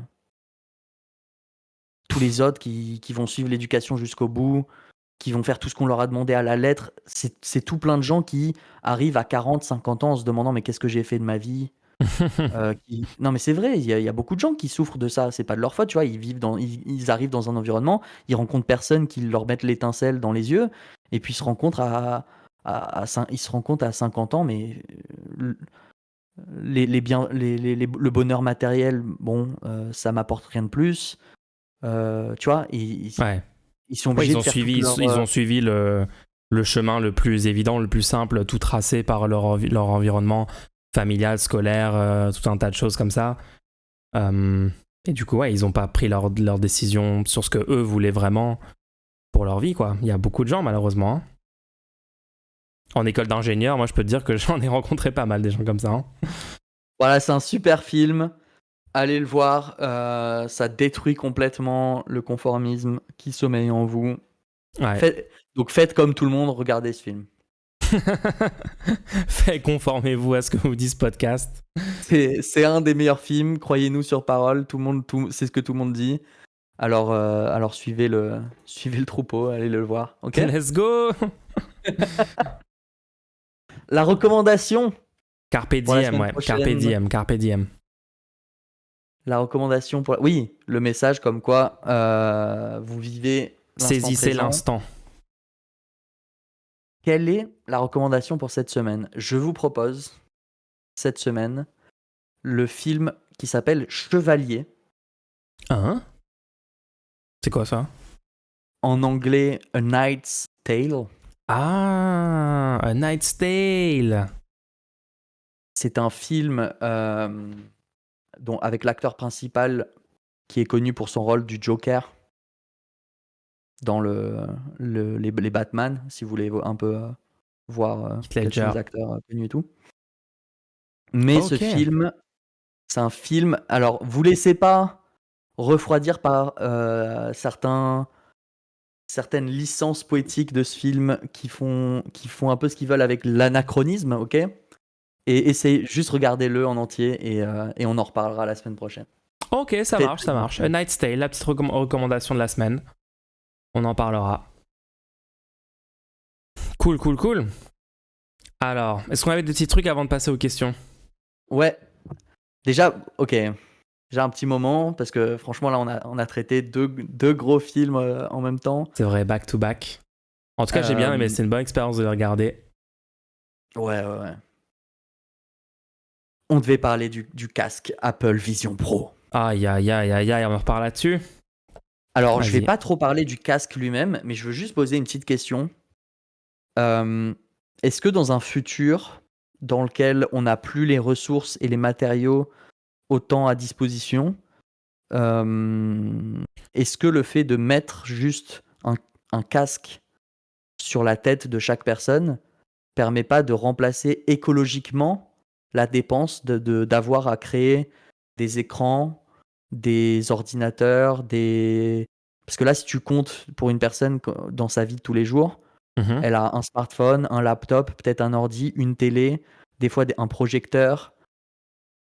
Et beaucoup de gens disent, bah voilà, tous ces trucs-là, va falloir faire une croix dessus dans 25 ans, il y aura plus de ressources, il y aura plus de silicium, il y aura plus... enfin, silicium, on en aura sûrement, tu vois, mais il y aura plus d'or, de cuivre et tout. Vu la taille des matériaux utilisés, je dis pas que ça va pas être cher, tu vois, mais la taille des matériaux utilisés ainsi que le fait que t'es juste en train de diffuser une image à la taille de tes yeux, est-ce que Ouais. écologiquement, il y a pas quelque chose d'intéressant autour de ce concept? Attends, est-ce que tu viens de trouver le seul bon argument pour le Vision Pro qu'on a eu pour l'instant? Il y a Bah, je moyen, me hein. Moi, demande. c'est le meilleur argument, je pense, pour l'instant que j'ai entendu. Hein. Parce que c'est vrai, moi, techniquement, je regarde devant moi, j'ai 2 énormes écrans, les enceintes, le machin. C'est vrai qu'en plus, en termes de consommation d'énergie, genre techniquement, un écran 4K 80 pouces dans ton salon qui. Ah ouais, ça envoie de la lumière. En Ouais, fait, ça consomme beaucoup plus d'énergie que le Vision Pro, non? juste imaginez, un écran, ça envoie de la lumière dans toutes les directions. C'est-à-dire que si une personne est assise d'un côté de la pièce ou une personne de l'autre côté de la pièce, vous voyez l'écran. Et ça veut pas dire que ça envoie les lumières dans vos yeux, ça veut dire que ça envoie la lumière à 300, à 180 degrés dans toutes les directions. Et bah, du coup, il y a beaucoup d'énergie perdue, en fait. Tandis que si c'est directement dans tes yeux et que c'est juste c'est une surface très lumineuse, hein, c'est 5000 nits, je crois. Par contre, c'est juste pour tes yeux, quoi. Ouais. La lumière dans tes yeux, c'est tout. Après, bon, il y a certains petits bugs avec ce que je suis en train de dire, c'est que bah, il en faut un par personne. Donc si t'as une famille de 4 personnes, tout le monde regarde la télé, je pense que je suis pas encore prêt émotionnellement à me dire que la soirée, ça va être 4 personnes Ouais, assis non. tous à côté l'un de l'autre et en fait, ils sont tous en train de regarder un film différent. J'aime pas trop ce Non, c'est concept. un cauchemar absolu, ça c'est un cauchemar. Je suis désolé. En plus, aujourd'hui, alors ça m'a vraiment premier degré choqué. Le Vision Pro, là, tu le payes 3500 euros. Enfin, tu peux pas encore l'acheter en France, non? C'est que aux US, je pense, pour Non, l'instant. voilà, Hein. mais par contre, moi je dis le concept, hein, je parle pas de ce produit, parce que moi je trouve que ce produit est mauvais, problématique, pour plein d'aspects, on pourra en parler si on veut, mais moi je parle du concept Ouais, le lui-même. concept lui-même d'un casque de réalité virtuelle Ouais, / augmentée, de qualité. c'est ça, ouais. Mais tu peux pas le faire. Le Oui. Vision Pro, Apple, ils ont même pas intégré un mode où si t'en achètes, si t'es genre turbo riche et t'en achètes 4 pour toute ta famille, tu peux pas actuellement regarder tous le même film côte à côte dans un cinéma virtuel. Tu peux même pas faire ça. Je peux pas C'est faire fou. ça. C'est fou en fait. C'est incroyable. On dirait que ils ont mis 0 effort dans le logiciel. Enfin, si, ils ont fait 2-3 trucs, mais il manque des trucs vraiment centraux. Et comme tu disais, par exemple, faire en sorte que ça mémorise les photos, tu vois. Tu te lèves le matin, t'es complètement, d'accord, t'es complètement Apple, cyborg, fou, genre ça y est, tu acceptes de vivre dans la matrice. Tu te réveilles, tu te sors de ton lit, tu mets ton Vision Pro, tu vas dans la salle de bain. Et toi, t'as envie d'avoir un truc préétabli où sur ton miroir, t'as toutes tes fenêtres avec la météo, avec ton podcast, avec ta musique, avec je sais pas quoi que t'as envie de setup dans ta salle de bain le matin avec ton Vision Pro. Après, tu vas avoir un autre truc pour sous la douche parce que le truc va être étanche, j'en sais rien. Après, voilà, pièce par pièce, t'aurais tous les trucs setup. Tu peux pas faire ça actuellement. Tu peux pas le faire à chaque fois que tu rentres dans une nouvelle pièce. Il faut que tu Ok. réinstalles Oui, bon, les fenêtres. Pareil, d'accord, on va t'arrives pas à ton faire la liste de travail. tous les problèmes, on va pas faire la liste de tous les problèmes, C'est une mais catastrophe. le problème principal par rapport à ce qu'on est en train de dire, c'est pour le moment, il n'y a aucun moyen de regarder tous ensemble un même contenu sur cet appareil. Donc, ils ont déjà capitulé, c'est-à-dire ils ont déjà dit bon, de toute façon, les gens vont pas regarder la même chose. Ils seront tous 3500 côte à côte. euros. Pourquoi? Pour quel? C'est moins bien qu'un smartphone. Attends, bon, À 1000 ok, moi euros. je parle. Tu veux pas qu'on revienne sur ce que j'ai essayé Non, de. je suis en train de péter un câble. Tu vas absolument te plaindre de l'Apple Vision Pro. Mais je comprends Mais pas moi, comment. Je comprends pas. Attends, ils ont vendu combien d'unités? non mais c'est pas grave. 200 000. Combien de gens. Enfin, pourquoi les gens ont acheté ça en fait? Moi, je sais pourquoi les gens ont acheté ça. Ils achètent que des produits Apple. Et c'est la première fois que Apple sort un nouveau produit depuis l'iPhone. Je pense que c'est ça la raison. Depuis l'Apple Entre Watch. 160 et 200 000 unités vendues pour l'instant, ils disent.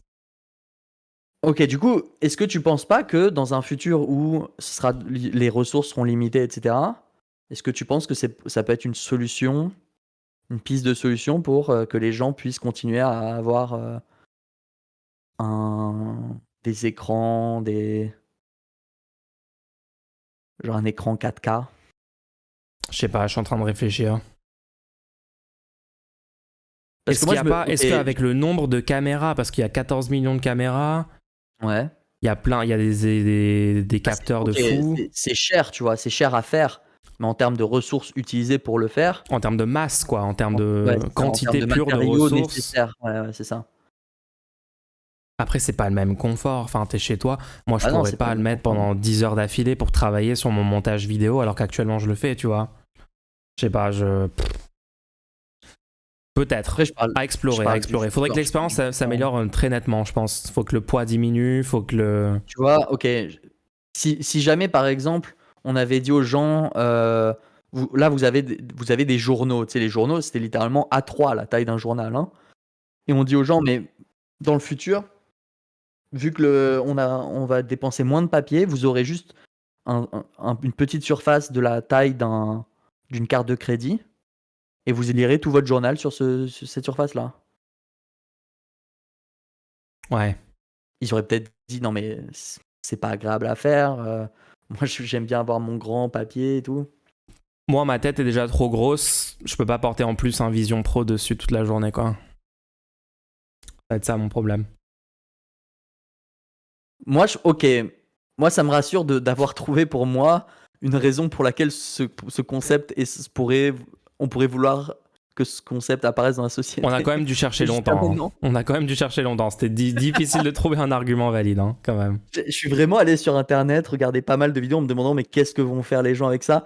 Et juste pour te dire à quel point c'est une catastrophe, les seules choses que j'ai vues, c'est par exemple quelqu'un qui a déjà un MacBook Pro, qui a acheté ce produit à $3500 pour afficher l'écran de son MacBook Pro devant l'écran de son MacBook Pro, mais plus grand.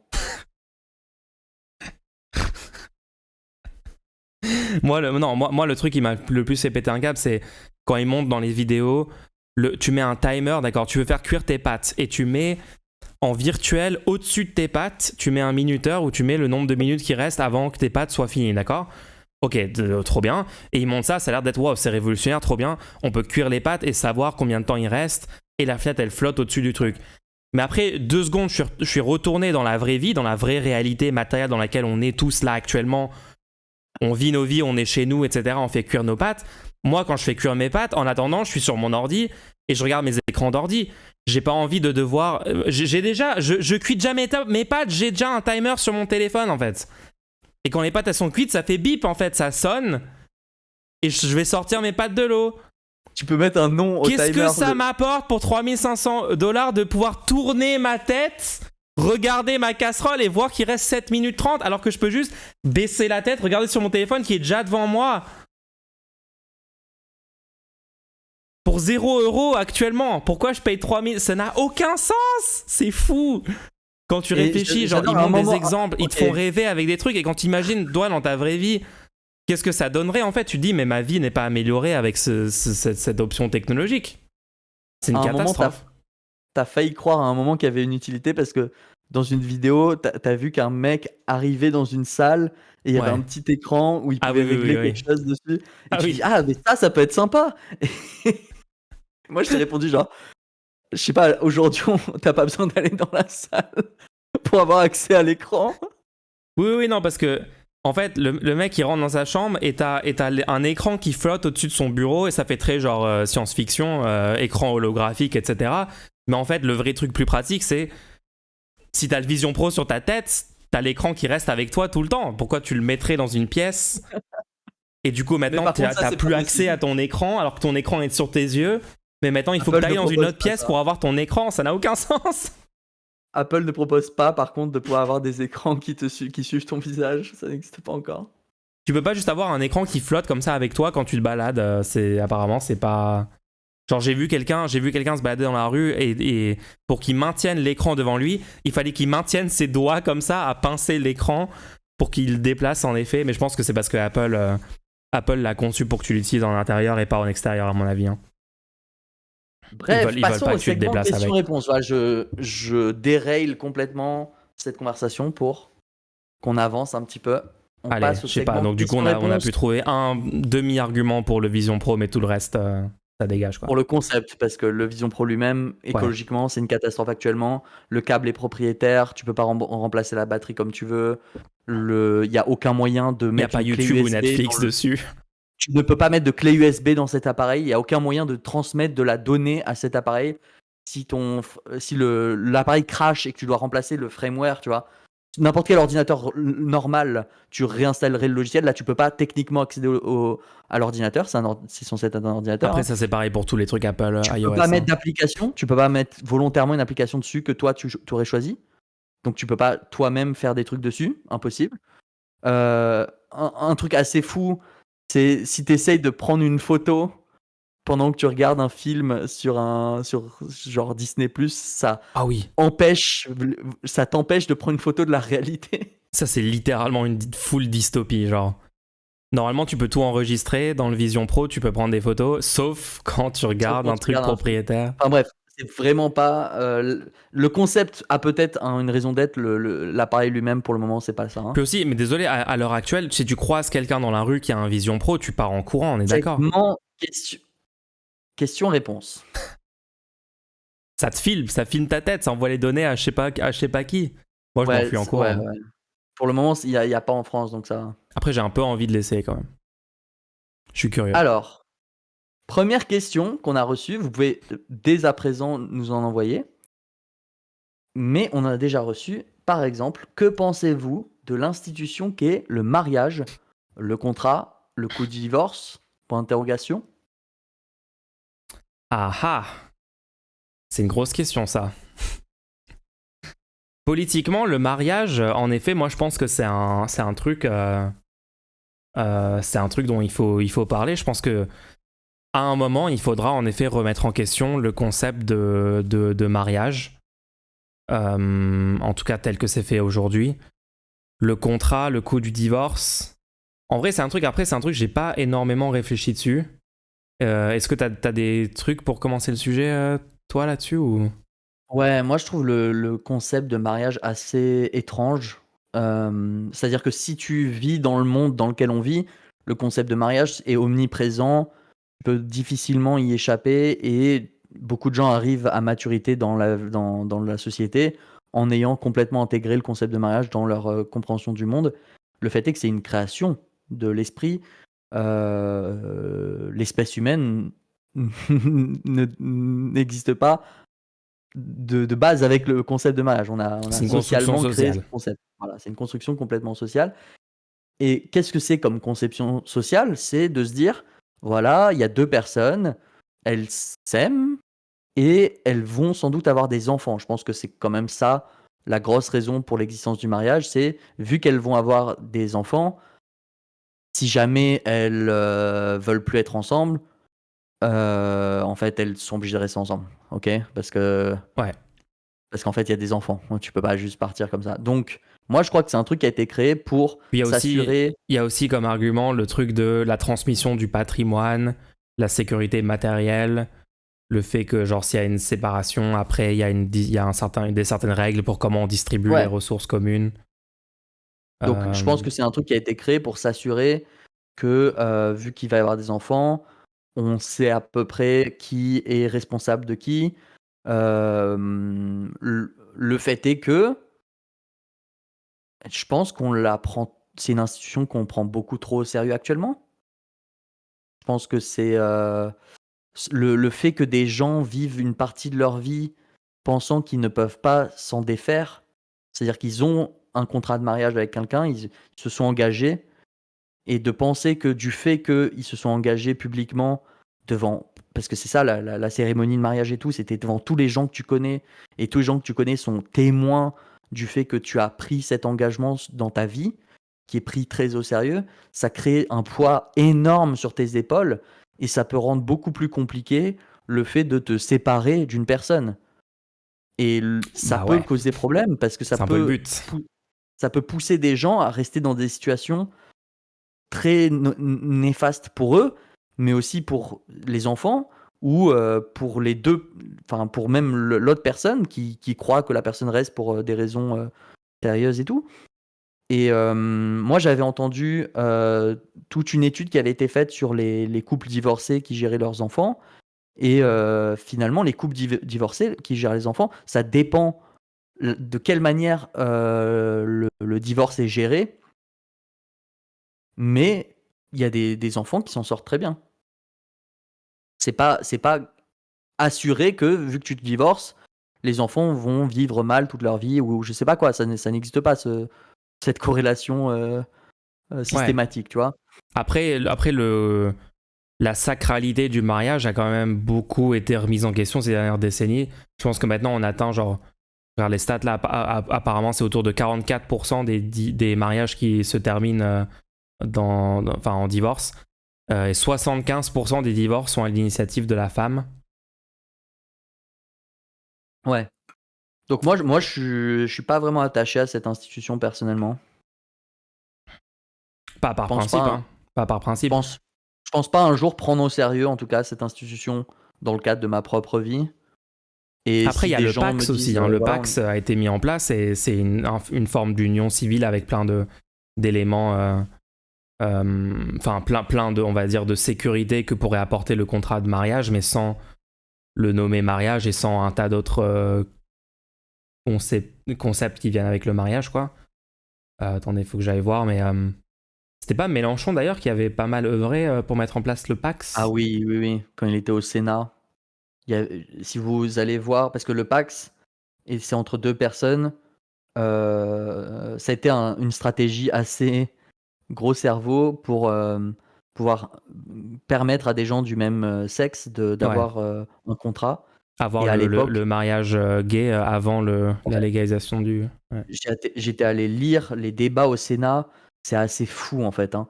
Et donc oui, à l'époque, Mélenchon avait débattu en expliquant qu'on s'en fichait du sexe et que c'était juste deux personnes qui voulaient, qui tenaient à l'un pour l'autre et tout. Et tu vois dans l'assemblée des gens qui répondent avec des appels à la tradition de tous les côtés.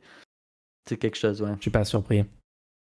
Après, est-ce qu'aujourd'hui, politiquement, est-ce que par exemple, j'aimerais que la gauche française fasse de l'abolition de l'institut du mariage un combat de premier plan aujourd'hui? Je pense que Ah ça non, serait pas stratégique, tu vois. non, non, non, moi je pense que c'est une croyance, comme tout plein d'autres croyances. S'il y a des gens qui ont cette croyance-là, bah, ils font ce qu'ils veulent, tu vois. Mais c'est juste, comme toute croyance, vu qu'elle est basée sur à peu près rien, c'est-à-dire que c'est quelque chose qu'on croit et qu'on est tous, il y a tout plein de gens qui y croient, tu vois? Bah, ça peut mettre, comme je l'ai dit tout à l'heure, ça peut mettre des gens dans des situations, d'oppression, parce qu'ils sont soumis à cette croyance-là, et donc moi j'espère que, les gens vont pouvoir s'en émanciper. Mais ça c'est plus d'un point de vue culturel que je pense que ça Ouais, se fait, et que ça c'est déjà en train de se faire actuellement. Et je suis pas pour, légalement empêcher aux gens de se marier s'ils veulent se marier, tu vois? ouais, Mais ouais, ouais. culturellement, c'est bien d'en parler, c'est bien de se dire, non, on n'est pas obligé d'être marié, ou on n'est pas obligé que les gens se marient, ou tu sais, parce qu'il y a aussi ce truc-là de, si t'es pas marié avant tel âge, pour les femmes, c'est horrible. La Les pression normes là-dessus, sociale ouais. Ouais, de attends, t'es toujours pas casé à tel âge, tu vois, c'est quelque ouais. chose qui revient à chaque discussion que t'as pour les femmes surtout. Donc, voilà. Donc, ouais, je pense, c'est un truc à remettre en question culturellement, En plus, légalement. techniquement, pour tous ces contrats-là, genre, ah oui, mais c'est pour transmettre le patrimoine, etc., etc. Si jamais on avait les besoins vitaux garantis, je veux dire, il y aurait quand même moins besoin de mettre en place des sortes de sécurité derrière pour assurer que les besoins Ouais, puis matériels et le financiers parent et tout soient pris déclaré en charge, tu vois. le parent déclaré peut suffire, quoi, pour l'enfant. Quand l'enfant naît, tu déclares un parent à la naissance, tu vois? Et une fois que le parent a été déclaré, si le parent est responsable, quoi. Il y a pas besoin qu'il y ait un mariage pour que déjà actuellement, il y a pas besoin qu'il y ait un mariage pour que le Ah parent ouais, soit ouais, non, bien sûr que responsable, non. Ouais. tu vois? Enfin bref. Merci pour cette question. Ouais. N'hésitez pas à continuer. Donc vous avez le lien dans le chat, sinon c'est lerandezvous.fr, nous soutenir. Pose une petite question. La question suivante. Alors là, j'avais réussi à la mettre à l'écran. Celle-là, je Vas-y, te laisse la vas-y. lire et je vais improviser. Ouais, ouais. Dans le stream de samedi à 46h02, j'aime bien la précision, j'apprécie. Usul dit: pour Thibaut, la vie est une grande compétition, il y aura des gagnants, il y aura des perdants. Ah oui, je me souviens.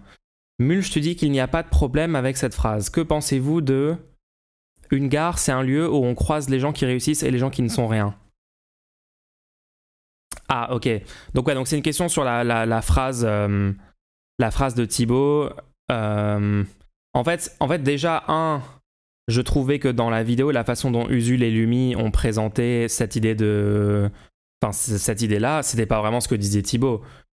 Genre, Thibaut disait, moi, je choisis de travailler dur pour réussir, etc. Et ça a été un peu déformé en la vie est une grande compétition, il y aura des gagnants, il y aura des perdants. Bref, c'est déjà un peu bizarre de base. Mais le concept de dans la vie, il y a des gagnants, il y a des perdants. Déjà, cette phrase est extrêmement vague et tu peux l'interpréter de plein de différentes façons. Et moi, tout ce que je disais là-dessus, c'est qu'il y a une réalité à ça. Ça veut dire qu'il y a des gens, qui, genre, réussissent leur projet de vie, il y a des gens qui les réussissent pas. Il y a des gens qui... En tout cas, déjà dans le monde actuel, il y a ça. Mais même dans un futur monde, le concept d'avoir des gagnants et des perdants ne va pas, on peut pas l'enlever complètement, quoi. Je comprends pas trop le... La phrase a été tronquée parce que il va falloir se battre dedans. Oui, il va falloir se battre dans la vie. La vie est une grande compétition, il y aura des gagnants, il y aura des perdants. Le concept de devoir se battre dans la vie, moi je vois pas, déjà actuellement c'est vrai, mais je vois pas comment, même si on parle en termes d'idéal politique, je vois pas pourquoi est-ce qu'on... on veut pas que les gens aient à se battre constamment tous les jours pour ne pas mourir. C'est pour ça qu'on veut garantir les besoins vitaux. Mais après que les gens doivent se battre pour accomplir des choses, acquérir plus de confort matériel s'ils veulent, avoir des relations avec d'autres personnes, etc. Bah oui, il y a un certain effort qui doit être fourni. Il y a, entre guillemets, il faut se battre dans la vie. Enfin, je vois pas comment on peut avoir un souci avec le concept de il faut se battre dans la vie pour avoir des bonnes choses, avoir des belles choses. Pour améliorer votre vie, quoi. C'est-à-dire que vos conditions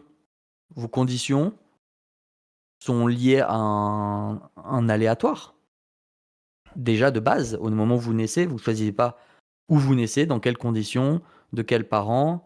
Vous ne connaissez même pas, est-ce que vous allez avoir des maladies de naissance, vous ne connaissez même pas qui vous allez rencontrer dans votre vie. Donc tout ça, c'est complètement aléatoire.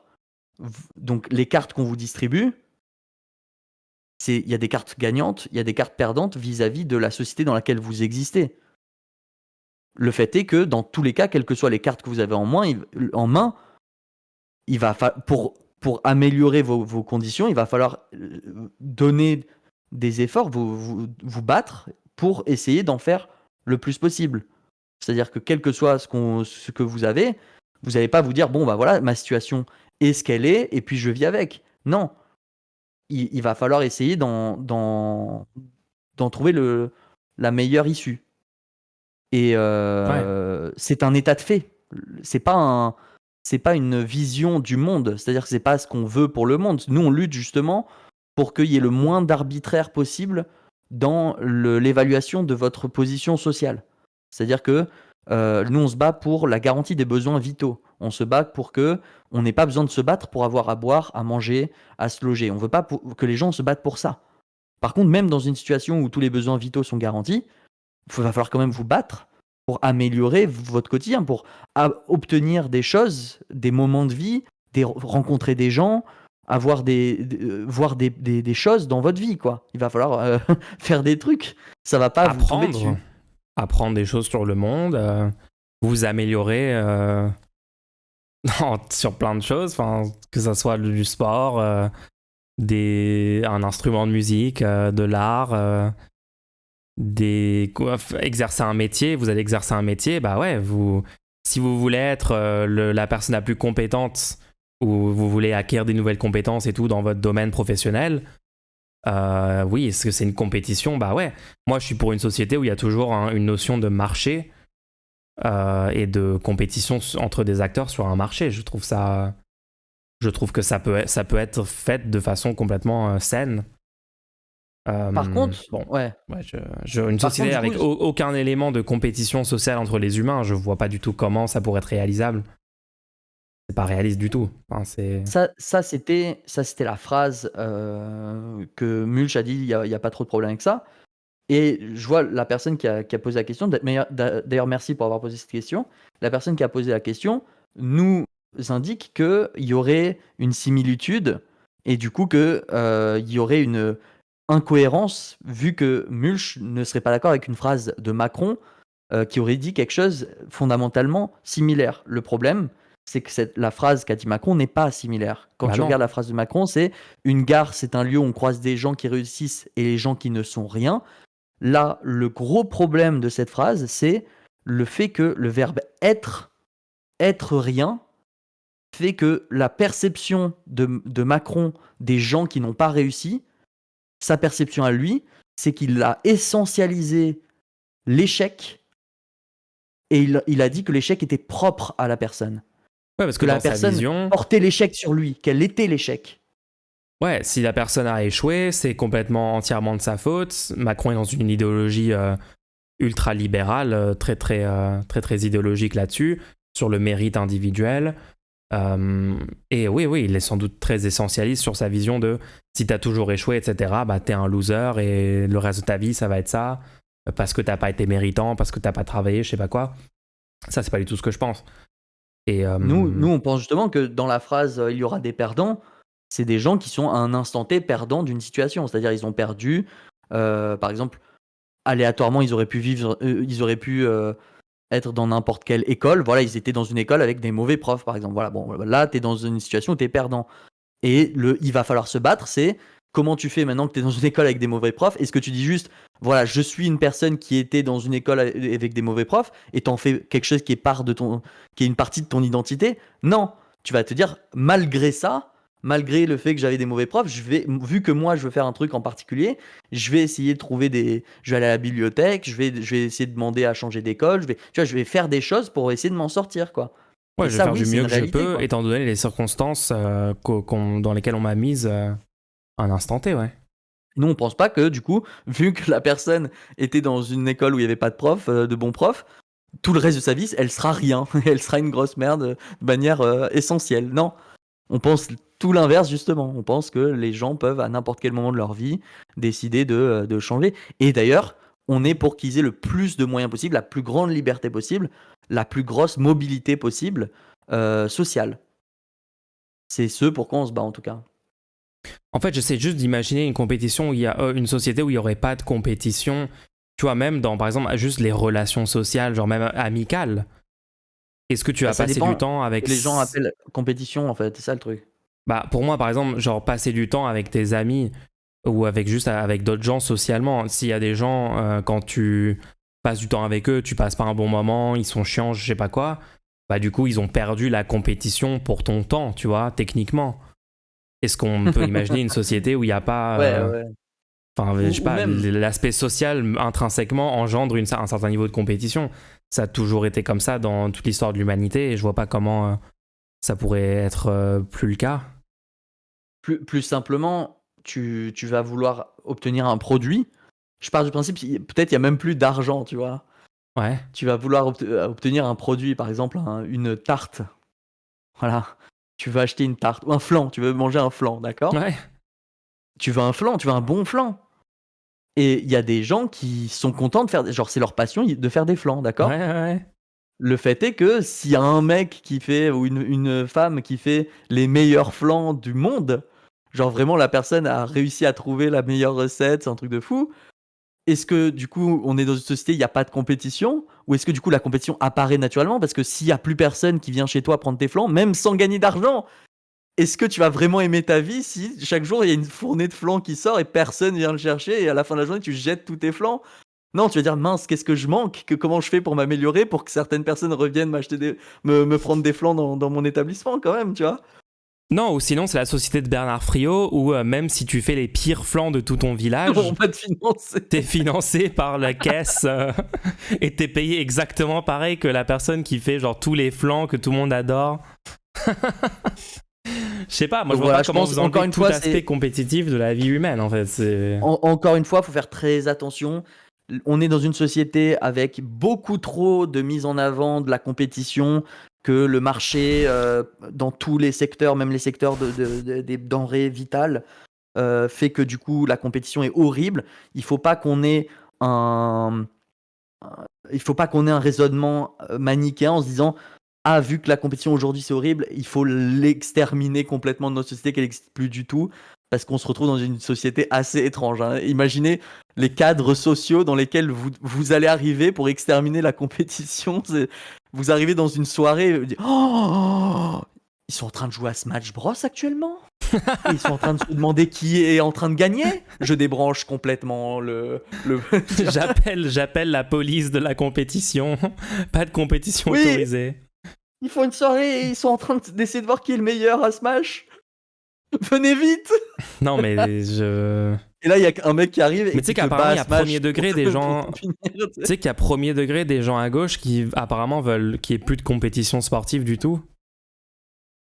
Bah, en tout cas, donner moins d'importance, je pense, quand même. Ça pourrait être sympa, mais plus de compétition. Après, donner moindre importance, je veux dire, c'est les gens qui choisissent s'ils veulent regarder les JO ou pas, tu vois. Il y a énormément de financement. Tu vois, il y a une différence entre. C'est comme si tu me disais, non, mais les cigarettes, il y a énormément de gens qui choisissent de fumer. Ouais, mais il y a énormément de gens qui. Tu vois, maintenant qu'on a vu qu'il y avait un problème, on a mis en place des choses et aujourd'hui, les gens fument beaucoup moins et il y a beaucoup moins d'argent dépensé là-dedans, il y a beaucoup moins de pubs. Donc on peut toujours. Les gens voulaient regarder des streams de compétition de StarCraft sans aucun financement public, par contre. Comment ça marche, ça? Bah, tu vois, je trouve la compétition plus intéressante quand elle est faite pour des raisons intrinsèques et pas extrinsèques. C'est-à-dire quand la personne essaie de devenir la meilleure à tel ou tel domaine parce que c'est marrant et pas parce que derrière il y a 8 sponsors qui la financent et que si jamais elle a pas le meilleur score, elle a pas une médaille d'or, elle va mourir. Tu vois, je préférerais que la personne fasse ça parce que c'est fun plutôt que la personne fasse ça parce que du coup elle va toucher plein d'argent ou je sais pas quoi, tu vois. Ouais. Jouer aux échecs. Si tu veux être le meilleur joueur d'échecs du monde, c'est cancel par la gauche. Ça dépend si. Parce que les mêmes personnes qui vont cancel ça vont adorer la série avec la joueuse d'échecs. Très bonne bref. série. Bref, compétition c'est basé. Voilà, c'est ça la conclusion. Moi je suis pro compétition, tout le temps, partout. D'ailleurs, je t'ai battu au Go. Voilà, je voulais dire ça. Ok, oui, c'est vrai, on a joué au Go, c'était trop bien. Moi, j'avais jamais joué au Go. Les gens, j'ai joué au Go pour la première fois cette semaine. Et c'est vrai, tu m'as défoncé le premier round. Par contre, le deuxième round. Ça m'a fait tellement plaisir de jouer. Ça faisait tellement longtemps que j'ai pas joué avec quelqu'un. C'est sympa, hein, c'est vraiment sympa. J'adore le fait qu'il y a plein de trucs bizarres qui émergent alors que les règles sont super simples. Ouais.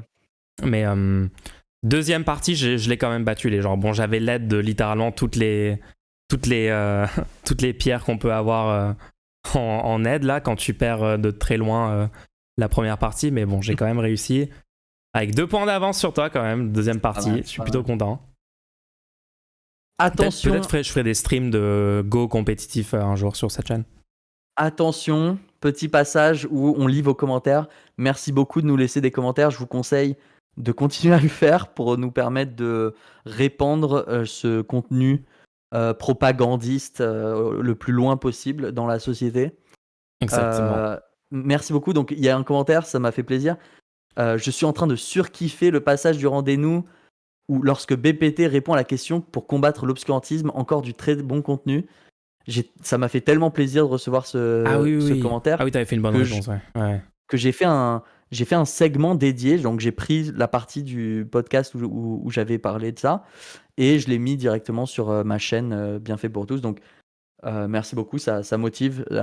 J'ai fait un petit edit pas assez rapide, mais du coup ça m'a motivé à faire ça, donc ça fait plaisir. Allez voir ça, allez partager le segment, mettez des likes et tout. Si vous écoutez ce podcast et vous n'êtes pas abonné à Bien fait pour tous sur YouTube, qu'est-ce que vous faites de votre vie, quoi? Vous avez perdu la compétition, j'ai l'impression. Vous avez perdu. Ensuite, j'ai passé une très bonne soirée, très bonne analyse, très juste de Mul sur la vidéo contre son camp sur Thibaut, et également très bon passage BPT, bon chroniqueur avec la revue ciné, et la fac aussi, très bon passage sur le fait de savoir couper le flux d'informations.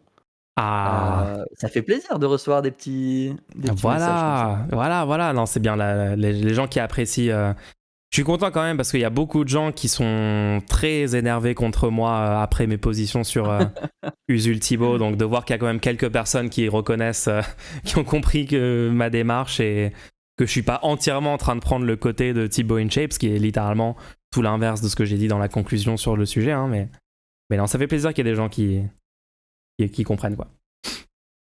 Trop bien. Voilà, j'espère que ça vous a plu.